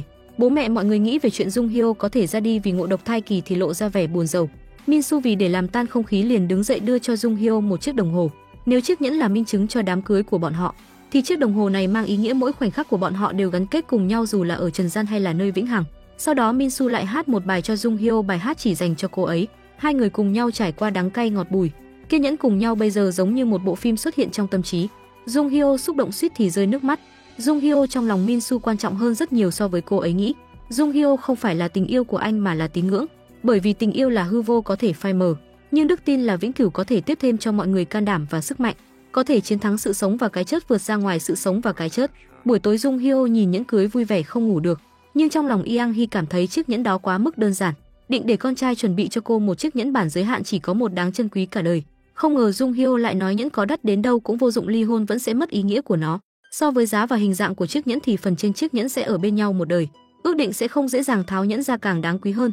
Khoảnh khắc đó Yang Hee đột nhiên cảm thấy Jung Hyo quá nhanh để trở thành người lớn, bà vừa nuối tiếc vừa đau lòng. Cùng lúc đó Min Su đang vô cùng rối rắm không biết nên khuyên Jung Hyo đồng ý bỏ đứa bé như thế nào. Anh cảm thấy hôm nay là một ngày may mắn, rất muốn cùng cô có thể sống những ngày vô tư như vậy, nhưng càng kéo dài Jung Hyo lại càng nguy hiểm. Min Su từ khi sinh ra đến bây giờ chưa từng oán giận bản thân, cho dù đó là một sai lầm của bố hoặc một nỗi buồn của mẹ. Anh luôn cảm thấy đó là do người khác gây ra, còn anh là nạn nhân lớn nhất. Nhưng gần đây lần đầu tiên anh đặc biệt chán ghét bản thân, hận bản thân đã muốn bỏ đi đứa bé cũng không thể nhìn thấy đứa bé, lại không thể an ủi Jung Hyo đang phải chịu đau đớn một mình. Min Su trở về phòng dịu dàng lau mặt cho Jung Hyo, đề nghị đi du lịch vào ngày mai, đến các nhà hàng khác nhau để đứa trẻ trong bụng ăn nhiều món ngon. Anh muốn làm tất cả những gì chưa làm cho đứa bé. Hiện tại Jung Hyo cũng không biết Min Su làm như vậy là tại hổ thẹn trong lòng trước khi khuyên cô bỏ đứa bé, vẫn ngốc nghếch cho rằng Min Su là đang muốn trở thành một người bố tốt. Min Su trong lòng cảm thấy vô cùng có lỗi. Hai người cùng nhau trò chuyện với đứa bé trong bụng, tận hưởng khoảnh khắc hạnh phúc này. Buổi sáng Min Su bảo mẹ dẫn Jung Hyo đến bệnh viện trước, anh còn phải đi xin nghỉ việc để chuẩn bị chăm sóc Jung Hyo trong thời gian tới. Cô của Min Su biết Jung Hyo bị ngộ độc thai kỳ vô cùng lo lắng, nghe nói phẫu thuật bỏ đứa bé sẽ có hại cho cả người mẹ, có thể sẽ không thể mang thai lần hai. Min Su nói anh không thể suy nghĩ xa xôi như vậy, đối với anh hiện tại Jung Hyo là điều quan trọng nhất. Sau đó cô Min Su đưa tiền cho anh bảo anh chăm sóc Jung Hyo. Cô cũng rất buồn vì không thể làm gì cho cháu mình ngoại trừ điều này. Đối với cô mà nói Jung Hyo bây giờ cũng là người trong gia đình. Min Su cảm ơn cô rồi vội vàng đến bệnh viện. Jung Hyo ở bên này còn không biết mình chuẩn bị đối mặt với chuyện gì, đơn thuần nghĩ rằng đang đi làm một kiểm tra bình thường. Sau khi biết mình bị nhiễm độc thai kỳ thì hoảng hốt vô cùng, cố gắng hết sức để chứng minh bản thân và đứa trẻ rất khỏe mạnh không sao cả. Nhưng bác sĩ lại nói rằng trước mắt dường như không có việc gì, nhưng có rất nhiều khả năng sẽ tồi tệ hơn theo thời gian. Tình trạng hiện tại có thể áp dụng luật sức khỏe mẹ và con. Nếu sức khỏe của người mẹ đang gặp nguy hiểm sẽ cho phép phẫu thuật loại bỏ đứa bé. Jung Hyo hoảng hốt sợ hãi không thể chấp nhận bỏ đi đứa bé 6 tháng trong bụng mình. Đứa bé là mạng sống của cô. Jung Hyo lập tức muốn lôi kéo Yang Hee đi. Sau khi biết Yang Hee cũng muốn cô bỏ đứa bé thì hoàn toàn tuyệt vọng. Jung Hyo tức giận lao ra khỏi phòng khám. So với kết quả kiểm tra, cô tin vào cơ thể của mình hơn. Không ai có thể cảm nhận được sức khỏe của đứa bé hơn cô ấy. Mặc dù cơ thể đau đớn không chịu nổi cũng không muốn bỏ đi đứa bé. Yang Hee nhìn Jung Hyo cố chấp thì vô cùng đau lòng. Bà cầu xin Jung Hyo đừng trải qua nỗi đau của mẹ ruột cô, đừng hy sinh tất cả mọi thứ để sinh đứa bé. Jung Hyo nói chính vì cô không muốn sống như mẹ, cô sẽ tự quyết định cho dù thịt nát xương tan cũng phải bảo vệ đứa bé. Nhìn mẹ đau lòng như vậy, Min Soo ngăn mẹ lại, nói mình sẽ nói chuyện với Jung Hyo. Anh vội vàng đuổi theo khuyên cô bình tĩnh lại. Jung Hyo nói mình sẽ không bao giờ giống như người mẹ nhút nhát của mình, chỉ luôn trốn tránh. Bây giờ sức khỏe của cô cũng không có gì là nghiêm trọng, đứa trẻ cũng rất khỏe mạnh, tại sao lại tàn nhẫn muốn bỏ đi đứa bé? Có thể trong một thời gian ngắn cơ thể sẽ đau đớn nhưng cô sẽ vượt qua. Nhưng Min Soo nói không chắc chắn như vậy, sợ cô sẽ không thể vượt qua, sợ mất đi cô, mọi người đều lo lắng cho cô. Vậy còn con của cô thì sao? Tất cả mọi người đều lo lắng cho cô nhưng không ai lo lắng cho đứa bé. Con của cô cũng là một mạng sống mà. Min Soo đưa Jung Hyo về nhà, trên đường đi cô nói mình khát nước, bảo Min Soo đi mua nước giúp mình. Min Soo vừa rời đi thì Jung Hyo lập tức xuống xe, cô không cố trốn thoát mà chỉ muốn giữ đứa con của mình. Lúc này ông Bo Jung Hyo vừa vặn lái xe qua, nhìn thấy xe của Min Soo đang đỗ ở bên đường thì dừng lại. Lại nhận được tin nhắn của con gái cô nói rằng nếu mẹ không sinh ra cô cũng không thể trở thành con gái của bố, cùng nhau sống, cùng nhau trải qua những khoảnh khắc hạnh phúc. Mặc dù tất cả mọi người đều phản đối cô sinh con nhưng mọi người đã sống cùng cô ấy nên nghĩ cho cô đừng lấy đi tư cách trở thành mẹ của đứa bé, không ai có thể tước đi quyền được đến với thế giới này của đứa bé. Min Soo nói cô ấy ở trong xe nhưng vừa dứt lời nhìn trong xe lại không thấy Jung Hyo đâu. Cả hai người đi khắp nơi mà Jung Hyo có thể đi để tìm cô ấy nhưng không ai thấy cả. Yang Hee nhận được tin cũng hoảng hốt, sợ chẳng may Jung Hyo vì đau buồn mà tăng huyết áp thì sẽ rất nguy hiểm. Yang Hee gọi mọi người cùng nhau chia ra đi tìm cô, mà đều không biết Jung Hyo một mình đi đến công viên gần đó. Nghĩ tới mọi người đều ép cô bỏ đứa bé thì đau lòng không thôi. Đột nhiên nhận được điện thoại từ bà OK ra, bà hỏi thăm tình hình sức khỏe của cô. Jung Hyo nói mình đã bỏ nhà đi, cô hỏi mình có thể đến chỗ của bà được không. Người vợ này đang mang thai, vì để trốn chồng và mẹ chồng muốn cô bỏ đứa bé đã một mình chạy về nông thôn. Kết quả nửa đêm khó chịu chạy ra ngoài nôn ói, cơ thể suy yếu ngã xuống đất không có sức để nói. Bà OK ra vội vàng chạy tới đỡ cô. Yang Hee hiện tại khó thở rất nguy kịch. Bà OK ra hoảng hốt tột độ vội vàng gọi xe cứu thương, gọi Yang Hee nhưng không ai trả lời, đành phải gọi cho Sang Jin. Sang Jin và xe Yang vội vàng chạy đến bệnh viện, thấy Jung Hyo bị ngộ độc thai kỳ, đau đớn khóc vô cùng thống khổ. Em chồng báo cho Yang Hee biết Jung Hyo đang ở trong bệnh viện, lập tức vội vàng chạy tới. Thấy con gái đau đớn như vậy, bà đau lòng không chịu được, vỗ về an ủi con nhịn thêm một chút nữa không sao rồi. Jung Hyo bị ngộ độc thai kỳ, phản ứng rất lớn, khó chịu đến mức cả người cô co giật, nước mắt chảy ròng ròng. Đau đớn đến như vậy nhưng Jung Hyo vẫn không muốn từ bỏ đứa bé trong bụng. Yang Hee đau lòng nhìn Jung Hyo đang mê man, thẳng thắn nói rằng nỗi đau này chỉ là sự khởi đầu, sau này sẽ còn nhiều lần đau đớn hơn. Bà OK ra ở một bên cảm thấy mình thật sự không biết, căn bản bà chỉ biết sinh con đã đau đớn lắm rồi, không nghĩ đến trên đời này còn có ngộ độc thai kỳ, đau đớn gấp bội sinh con. OK ra khuyên xe Yang cùng Sang Jin trở về. Bà biết Sang Jin lúc trước từ chối hiến thận cho Jung Hyo ở lại cũng sẽ rất khó chịu. Sau đó OK ra nói mình sẽ ở lại chăm sóc Yang Hee. Thật ra trong lòng bà vẫn luôn tiếc nuối năm đó, khi con gái sinh con bà đã không có cơ hội ở bên cạnh để chăm sóc. Hiện tại bà muốn ghi nhớ những kỷ niệm quý giá này từ Jung Hyo để bù đắp cho trước đây. Bên ngoài Min Soo và mẹ ruột của Jung Hyo tới. Yang Hee nhân lúc Jung Hyo còn chưa tỉnh lại cùng mẹ ruột cô ra ngoài nói chuyện, cảm thán bà ấy khoảng thời gian sinh Jung Hyo nhất định rất khổ sở. Tất cả mọi người đều nhận định tình mẫu tử là lớn lao vĩ đại, yêu cầu người mẹ nên như thế này, cho nên dù người mẹ có đau khổ sợ hãi chỉ còn thể chịu đựng. Mẹ ruột Jung Hyo không ngờ có người có thể hiểu được sự khổ sở của bà. Thật ra bà chưa từng cảm thấy sinh Jung Hyo khổ sở, chỉ là đau đớn và khó khăn, thời gian dài loại tình cảm này liền biến thành căm hận. Nhưng bây giờ bà ấy rất sợ nhìn thấy con gái thì sự căm ghét này sẽ tiêu tan. Sợ hãi bản thân bởi vì thương con gái đau khổ lại khiến bệnh trầm cảm của mình lại tái phát. Những lời này của mẹ ruột Jung Hyo vô cùng chua xót khiến Yang Hee thiếu chút nữa rơi lệ. Cùng lúc đó Jung Hyo lại đau đớn tỉnh lại, vừa tỉnh lại đã buồn nôn gấp gáp muốn đi vào phòng vệ sinh, mà cơ thể yếu ớt không đứng vững mà ngã ra đất. Min Soo và ông bố vội dìu cô vào phòng vệ sinh. Nhìn thấy Jung Hyo khổ sở như vậy, cả bố và Min Soo đều đau lòng không nói lên lời. Jung Hyo chưa bao giờ tưởng tượng được nó sẽ đau đớn như vậy. Làm thế nào mà mẹ cô có thể chịu đựng được tất cả những điều này, giống như là có thể chết được. Ngay giây phút ấy nó thật sự rất đau đớn, giờ cô mới hiểu được mẹ cô ngày ấy như thế nào. Lúc này Min Soo nói mẹ cô đã tới rồi. Bà OK ra tốt bụng sau khi biết Jung Hyo có thể bị suy thận nghiêm trọng liền đi nói với bác sĩ mình muốn hiến thận, bởi vì bà cảm thấy mình không còn nhiều thời gian nữa, muốn làm gì đó cho mọi người. Cách đây không lâu bà OK ra phát hiện mình không khỏe, rõ ràng cảm thấy mình vừa ăn cơm xong, kết quả phát hiện mình chưa hề ăn, hơn nữa quên luôn cả nói chuyện với con gái, thậm chí còn không thể nhớ những gì mình đã làm ngày hôm trước. Khi bà đến bệnh viện kiểm tra biết mình bị bệnh Alzheimer của người già, một ngày nào đấy sẽ quên hết tất cả mọi thứ, cả người thẫn thờ. Bà ấy còn rất nhiều việc chưa làm cho con gái mình, còn rất nhiều điều chưa buông xuống được. Cho nên OK ra nhân lúc mình còn trí nhớ, cố gắng thực hiện những việc mình có thể làm cho mọi người, bao gồm hiến thận cho Jung Hyo. Chỉ tiếc là bác sĩ cũng không đồng ý, bởi vì bà năm nay đã 67 tuổi. Ngay cả khi cấy ghép thành công cho Jung Hyo cũng không bền được mấy năm. Hơn nữa một quả thận của bà kéo dài tối đa 15 năm mà Jung Hyo có ít nhất 50 năm để sống. Bệnh viện sẽ xem xét trước những người bằng tuổi Jung Hyo, nhưng bà Okeza cũng không muốn từ bỏ bất kỳ khả năng nào. Vì vậy xin bác sĩ hãy nói cho bà những gì bà có thể làm. Bây giờ đến tuổi này bà cũng không còn gì để tiếc nuối, đầu óc bà vẫn minh mẫn. Bà Okeza vừa nói chuyện với bác sĩ xong liền thấy Yang Hee cùng mẹ Jung Hyo. Yang Hee muốn bà nói chuyện với Jung Hyo buông bỏ nỗi oán hận với mẹ ruột. Vào trong phòng bệnh với Jung Hyo, bà Okeza nói với Jung Hyo trong thực tế người mẹ nào cũng đều yêu thương con mình, chỉ là có những lựa chọn khác nhau, tất cả đều có những hiểu lầm về người mẹ. Bà Okeza cũng không ngoại lệ khi bà ấy còn nhỏ nhìn mẹ bị bố đánh đập mỗi ngày. Tâm nguyện duy nhất của bà lúc đó là để mẹ bà chạy trốn, nhưng mẹ của bà lại không muốn vậy. Khi còn nhỏ bà muốn trốn thoát mà không biết làm thế nào để trốn thoát. Khi lớn lên hoàn toàn có thể trốn thoát, nhưng lại vì đã quen với việc chịu đựng sự bạo lực của bố mà không thể trốn chạy. Kết quả cuối cùng bị bán cho người đàn ông giàu có làm vợ bé. So với ông bố bà còn oán trách mẹ hơn tại sao không đưa bà chạy trốn. Cho dù là chết đói tại sao không dẫn bà rời khỏi nơi đó, sau đó bà đã không muốn gặp mẹ mình suốt đời. Thời điểm sinh ra con gái mẹ của bà nói sẽ chăm sóc bà ở cữ nhưng mà không muốn gặp bà ấy. Nhưng khi Se Yang lớn lên đột nhiên một ngày nào đó bà hiểu được mẹ mình lúc đó. Không phải bà ấy không muốn đưa bà trốn thoát, chỉ là không có sự tự tin để chăm sóc bà một mình. Sau khi bà hiểu được mẹ mình cũng không dễ dàng để đi tìm bà ấy. Jung Hyo nghe xong lời của bà Okeza oán hận đối với mẹ mình đã vơi đi rất nhiều. Cuối cùng lấy hết can đảm mở lá thư bố đã đưa cho cô. Bố ở trong viết hy vọng con gái sẽ không đọc được bức thư này. Nếu con gái nhìn thấy chứng tỏ cơ thể con gái đã đau đớn đến mức không chống đỡ nổi nữa.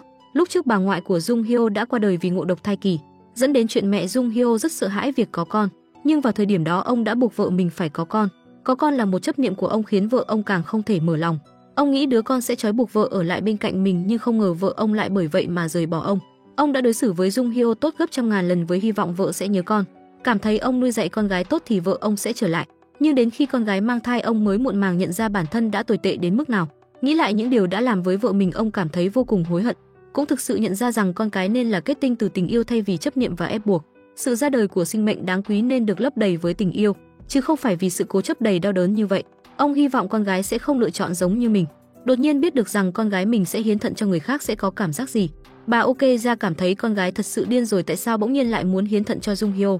Trong lòng Se Yang vẫn nhớ rõ lời mà Jung Hyo đã từng nói với mình lúc trước, một người được cho là mất mát chỉ khi người ấy có được thứ đó. Cô và mẹ mình cả đời này hầu như không có điều đó, cho nên Se Yang muốn cho đi những gì mình có để cố gắng cảm nhận được điều đó. Bà Se Yang biết con gái muốn bù đắp tội lỗi ngày xưa, đã ngộ ra được nhiều điều thì liền không ngăn cản nữa. So với việc bị người ta mắng là tiểu tam thì làm điều này là việc tốt. Sang Jin lại cảm thấy quyết định này của Se Yang vô cùng lỗ mãng. Se Yang là mẹ của Sereon nên chịu trách nhiệm về Sereon. Sự hy sinh này nên là trách nhiệm của ông. Sang Jin thân là người đứng đầu một gia đình đã phạm phải sai lầm lớn. Chỉ có sự hy sinh và cống hiến có trách nhiệm mới có thể được tha thứ. Đừng cướp đi tư cách của ông, bởi vì điều đó đã trở thành lý do duy nhất ông còn sống. Sang Jin quyết định hiến thận cho Jung Hyo. Phía bên kia Jung Hyo chủ động nói muốn gặp người mẹ mà cô từng cảm thấy bà nhẫn tâm tuyệt tình.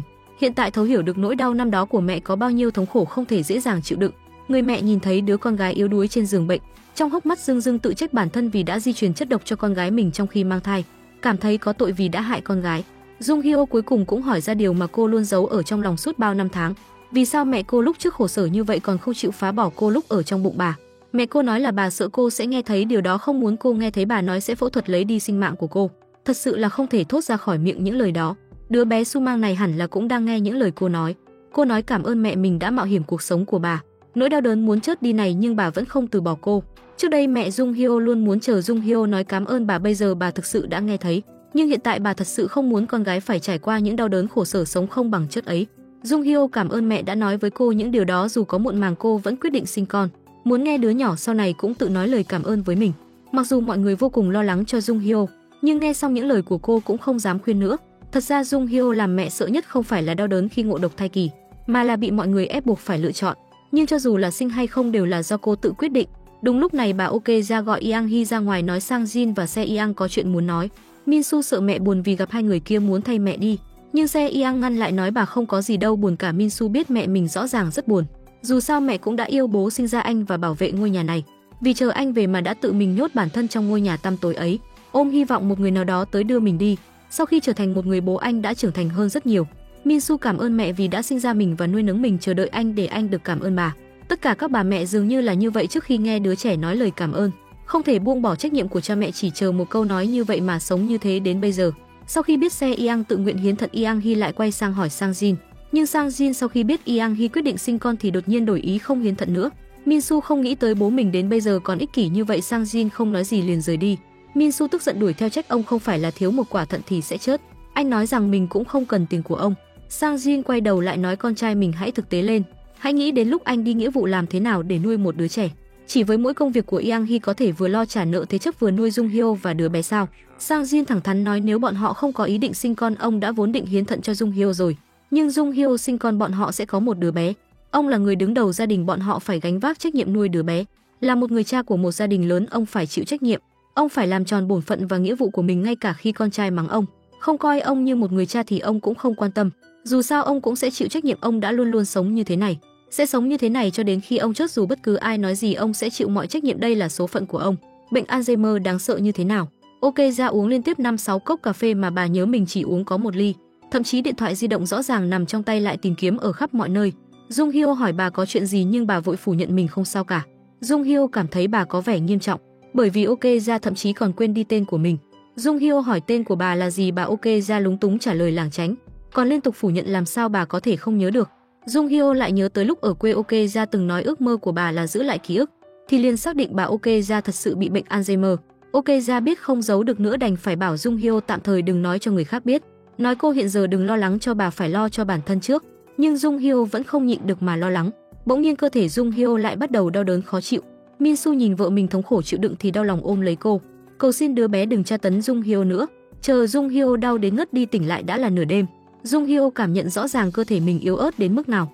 Vì vậy Jung Hyo nghĩ đến tương lai muốn Minsu hứa với mình, nếu sau này có chuyện gì xảy ra với cô ấy cầu xin Minsu nhất định phải giữ đứa bé. Nhưng Minsu lại không muốn trả lời, anh không tưởng tượng nổi cuộc sống không có Jung Hyo sẽ như thế nào. Bọn họ thật vất vả mới đi tới đây. Jung Hyo an ủi Minsu sẽ không chỉ có một mình, không phải là vẫn còn kết tinh của tình yêu bọn họ là đứa bé sao? Jung Hyo mong anh hãy bảo vệ đứa bé. Minsu nói vậy thì anh sẽ bảo vệ cả hai. Cổ vũ Yang Hee mạnh mẽ chiến đấu. Anh xin lỗi cô vì đã không thể chia sẻ đau đớn cùng cô. Jung Hyo lại cảm thấy có lỗi vì đã khiến chồng phải đau lòng cho cô như vậy. Cô yêu anh và anh cũng yêu cô rất nhiều. Chỉ cần như vậy bọn họ sẽ cùng nhau cố gắng vượt qua. Bên kia từ sau khi Se Yang đồng ý hiến thận cho Jung Hyo, Yang Hee đột nhiên cảm thấy sự oán hận của cô với Se Yang không quan trọng như vậy. Lấy việc đó chấm dứt nghiệt duyên của hai người cũng rất tốt. Yang Hee quyết định cùng mang theo Sang Jin trở về quê chuẩn bị nói với bố của cô về việc ly hôn của họ. Từ khi Sang Jin phạm phải sai lầm lớn, bố của Yang Hee lại để cho bà nhẫn nại tiếp tục sống tiếp. Từ đó bà không gặp ông nữa. Bây giờ đã 7 năm trôi qua, Yang Hee cảm thấy cha mình đã già đi rất nhiều. Yang Hee ngồi trong sân giật mình phát hiện ra bố bà vẫn cố chấp canh giữ ngôi nhà này, vẫn chờ đợi bà trở lại. Sau đó Yang Hee đã đi đến mộ phần của mẹ cô thăm bà ấy. Sau đó bảo Sang Jin nói cho bố bà biết chuyện bọn họ ly hôn. Trước đây bố mẹ cô vẫn rất thích Sang Jin, ngay cả khi ông ấy làm điều gì đó sai trái bọn họ vẫn bênh vực ông. Ngay cả khi lễ Tết bà không thể về thăm bố mẹ bọn họ cũng sẽ để cho bà lấy nhà chồng làm đầu. Sau khi quay về, Yang Hee muốn nói chuyện với bố mình nhưng ông lại tìm cớ trốn tránh, bởi vì khoảnh khắc nhìn thấy Sang Jin đến cùng, Yang Hee cũng đã đoán được chuyện hai người ly hôn rồi. Sau khi nhìn thấy Sang Jin quỳ xuống càng thêm xác định, đau khổ nói bọn họ không đến thăm ông cũng được, kêu bọn họ hãy suy nghĩ lại, ông sẽ chờ đợi cho dù 10 năm hay 20 năm. Sang Jin trong lòng cũng đau khổ nói xin lỗi bố vợ bọn họ đã quyết định ly hôn, cũng đã suy nghĩ rất nhiều về việc đó. Người bố đã chịu đựng nhiều năm chua xót liền tức giận bùng nổ trong khoảnh khắc, nói gia đình con rể ông đã chịu đựng bao nhiêu cũng vì con gái mà nhịn đến bây giờ.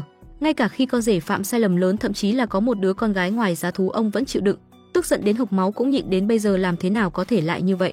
Ông đến ôm lấy con gái đau lòng nói con gái đã chịu đựng cho đến ngày hôm nay. Con gái của ông đã quá vất vả rồi, con gái ông đã cực khổ nhẫn nhịn đến bây giờ, thật vất vả cho con gái ông. Buổi tối hai bố con ngồi ngoài sân, Yang Hee không khỏi thắc mắc bố bà đã không gặp bà nhiều năm, ông không muốn gặp bà sao, tại sao vẫn luôn ở đây chờ con gái mình. Mặc dù bố của bà không thể hiện giỏi ra ngoài, nhưng Yang Hee có thể cảm nhận được tình yêu sâu đậm mà ông dành cho bà. Cuối cùng mặc dù người bố luôn luyến tiếc không nỡ xa con gái, nhưng vẫn tiễn Yang Hee đi. Thực ra bố Yang Hee vẫn luôn trong lòng áy náy với bà. Trước đó từng thấy con gái khóc lóc kể lể ở phần mộ của vợ, rằng bố mẹ đã bắt họ chịu đựng như thế nào. Bây giờ con gái đã ly dị, ông cuối cùng cũng có thể nói ra câu đừng sống cuộc sống của một người vợ nữa. Từ giờ hãy sống với tư cách là con gái của ông. Bà Ok ra biết Se Yang cố chấp với Sang Jin như thế là bởi vì cô đã trải qua nỗi khổ không cho bố, cho nên mới cố chấp muốn cho con gái của mình có một người bố. Bà nói thẳng thắn hai người họ có thể đăng ký kết hôn nhưng hai người phải ở riêng, không thể dây dưa gì. Đây là sự tôn trọng tối thiểu đối với Yang Hee và Minsu, mà hai người cho dù ở chung một chỗ cũng sẽ không hạnh phúc, bởi vì trong lòng họ không thể quên được những sai lầm trong quá khứ. Yang Hee không quên được mà Minsu cũng vậy. Hãy để cho duyên phận giữa hai người cứ thế mà chấm dứt đi. Se Yang và Sang Jin vốn cũng không có tình yêu, cuối cùng chấp nhận theo lời của bà Ok ra. Sang Jin bởi vì được các hãng hàng không nước ngoài thuê ngay tối đó sẽ rời đi. Se Yang đứng dậy tiễn anh. Sang Jin nói với Se Yang sau này cô sẽ là một người con một người mẹ tốt, hãy sống tốt, anh cũng vậy. Bên kia Min Su ở nhà thu dọn đồ đạc cho Jung Hyo vô tình phát hiện ra cuốn sách sổ tay sản phụ. Tất cả đều là hình siêu âm và kỳ vọng cho đứa trẻ. Điều này làm cho mẹ Jung Hyo không thể không nhớ lại hình ảnh của Jung Hyo khi còn nhỏ. Đó là hồi ức dành riêng cho hai mẹ con. Tuy rằng mẹ Jung Hyo trước đó nói ghét Jung Hyo nhưng vẫn giữ những thứ hồi bé của Jung Hyo. Tã và quần áo, thậm chí còn giữ nguyên dây rốn của Jung Hyo không nỡ bỏ đi. Khi trở về, mẹ Jung Hyo lấy tiền tiết kiệm của mình trong 20 năm đưa cho chồng cũ giao lại cho con gái. Mặc dù bà luôn nói ghét Jung Hyo nhưng thật ra trong lòng vẫn luôn rất nhớ cô. Sau khi rời khỏi nhà, bà luôn lặng lẽ cầu nguyện chờ đến khi bệnh trầm cảm tốt lên, không cần uống thuốc nữa thì sẽ đi tìm con gái. Miễn là khi bệnh trầm cảm này biến mất, bà nhất định đi tìm con gái để bù đắp tất cả những việc chưa từng làm cho con gái trước đó. Vì vậy thời gian đó bà tuyệt vọng để kiếm tiền, muốn gặp Jung Hyo để làm nhiều điều hơn cho cô. Miễn là bà không phải uống thuốc nữa, mỗi tháng đều đến gặp con gái. Chồng cũ xấu hổ bảo mẹ Jung Hyo tự mình đưa tiền cho con gái. Bằng cách này ông mới có thể ít cảm thấy tội lỗi hơn. Mẹ Jung Hyo biết chồng cũ luôn hối hận và ám ảnh về quá khứ, khuyên ông nên buông bỏ nó. Chúc ông ấy có một tương lai hạnh phúc, ông cũng chúc bà may mắn. Lúc đó Jung Hyo cũng lên đón một tin tốt. Gần đây cơ thể cô đã hồi phục, sẽ sớm về nhà để dưỡng thai. Buổi tối Yang Hee và Min Su đều ở cùng Jung Hyo, điều này làm cho Yang Hee vô cùng an tâm. Thật tốt khi có nhiều người bảo vệ đứa bé của hai người. Yang Hee nghĩ rằng chính đứa bé mới là thiên sứ, bà cảm khái sự tồn tại của đứa bé, đã đưa Jung Hyo đến bên cạnh bà, biến họ trở thành một gia đình, cho bà can đảm để sống tốt một cuộc sống hoàn toàn mới và cho phép bà ấy giải phóng bản thân, tha thứ cho người khác, trở về làm mẹ. Đứa bé đều khiến mọi người trở nên tốt hơn. Min Su nói mẹ mình nên cảm ơn anh và Jung Hyo mới đúng. Sự có mặt của đứa bé là công lao của anh, khiến Yang Hee cạn lời. Bà bảo con mình đừng mặt dày như vậy nữa. Jung Hyo cảm ơn Yang Hee đã đứng về phía cô để cô có dũng khí giữ lại đứa bé. Cũng cảm ơn Min Su đã làm bố của đứa bé và ở bên cạnh cô, và thế là mọi người đều cảm ơn nhau hết đêm. Yang Hee nói đứa bé bây giờ đã an toàn, khuyên cô đừng bướng bỉnh nữa. Nhưng Jung Hyo vẫn không yên tâm. Bố cô lại tới trấn an con gái, nói cô đã cố gắng chống đỡ như vậy trong 3 tuần rồi. Bây giờ nếu đứa bé khỏe mạnh thì không cần ở trong lồng kính nữa, miễn là trọng lượng đủ điều kiện. Thấy cô đau đớn đến mức quằn quại, mọi người gấp gáp không thôi. Yang Hee kêu Min Su mau đi lấy chìa khóa. Trong phòng sinh, Jung Hyo cảm giác cả người mình đều bị xé rách, đau đến nỗi cả người đổ mồ hôi, gân xanh nổi lên. Nỗi đau sinh con còn hơn cả nỗi đau gãy 7 chiếc xương sườn nữa. Giống như mình đã không còn là con người mà trở thành thú điên đang gào thét. Min Su bên cạnh nắm tay vợ, tận mắt chứng kiến vợ đau đớn như thế nào, toàn bộ trái tim như bị ai đó bóp nát.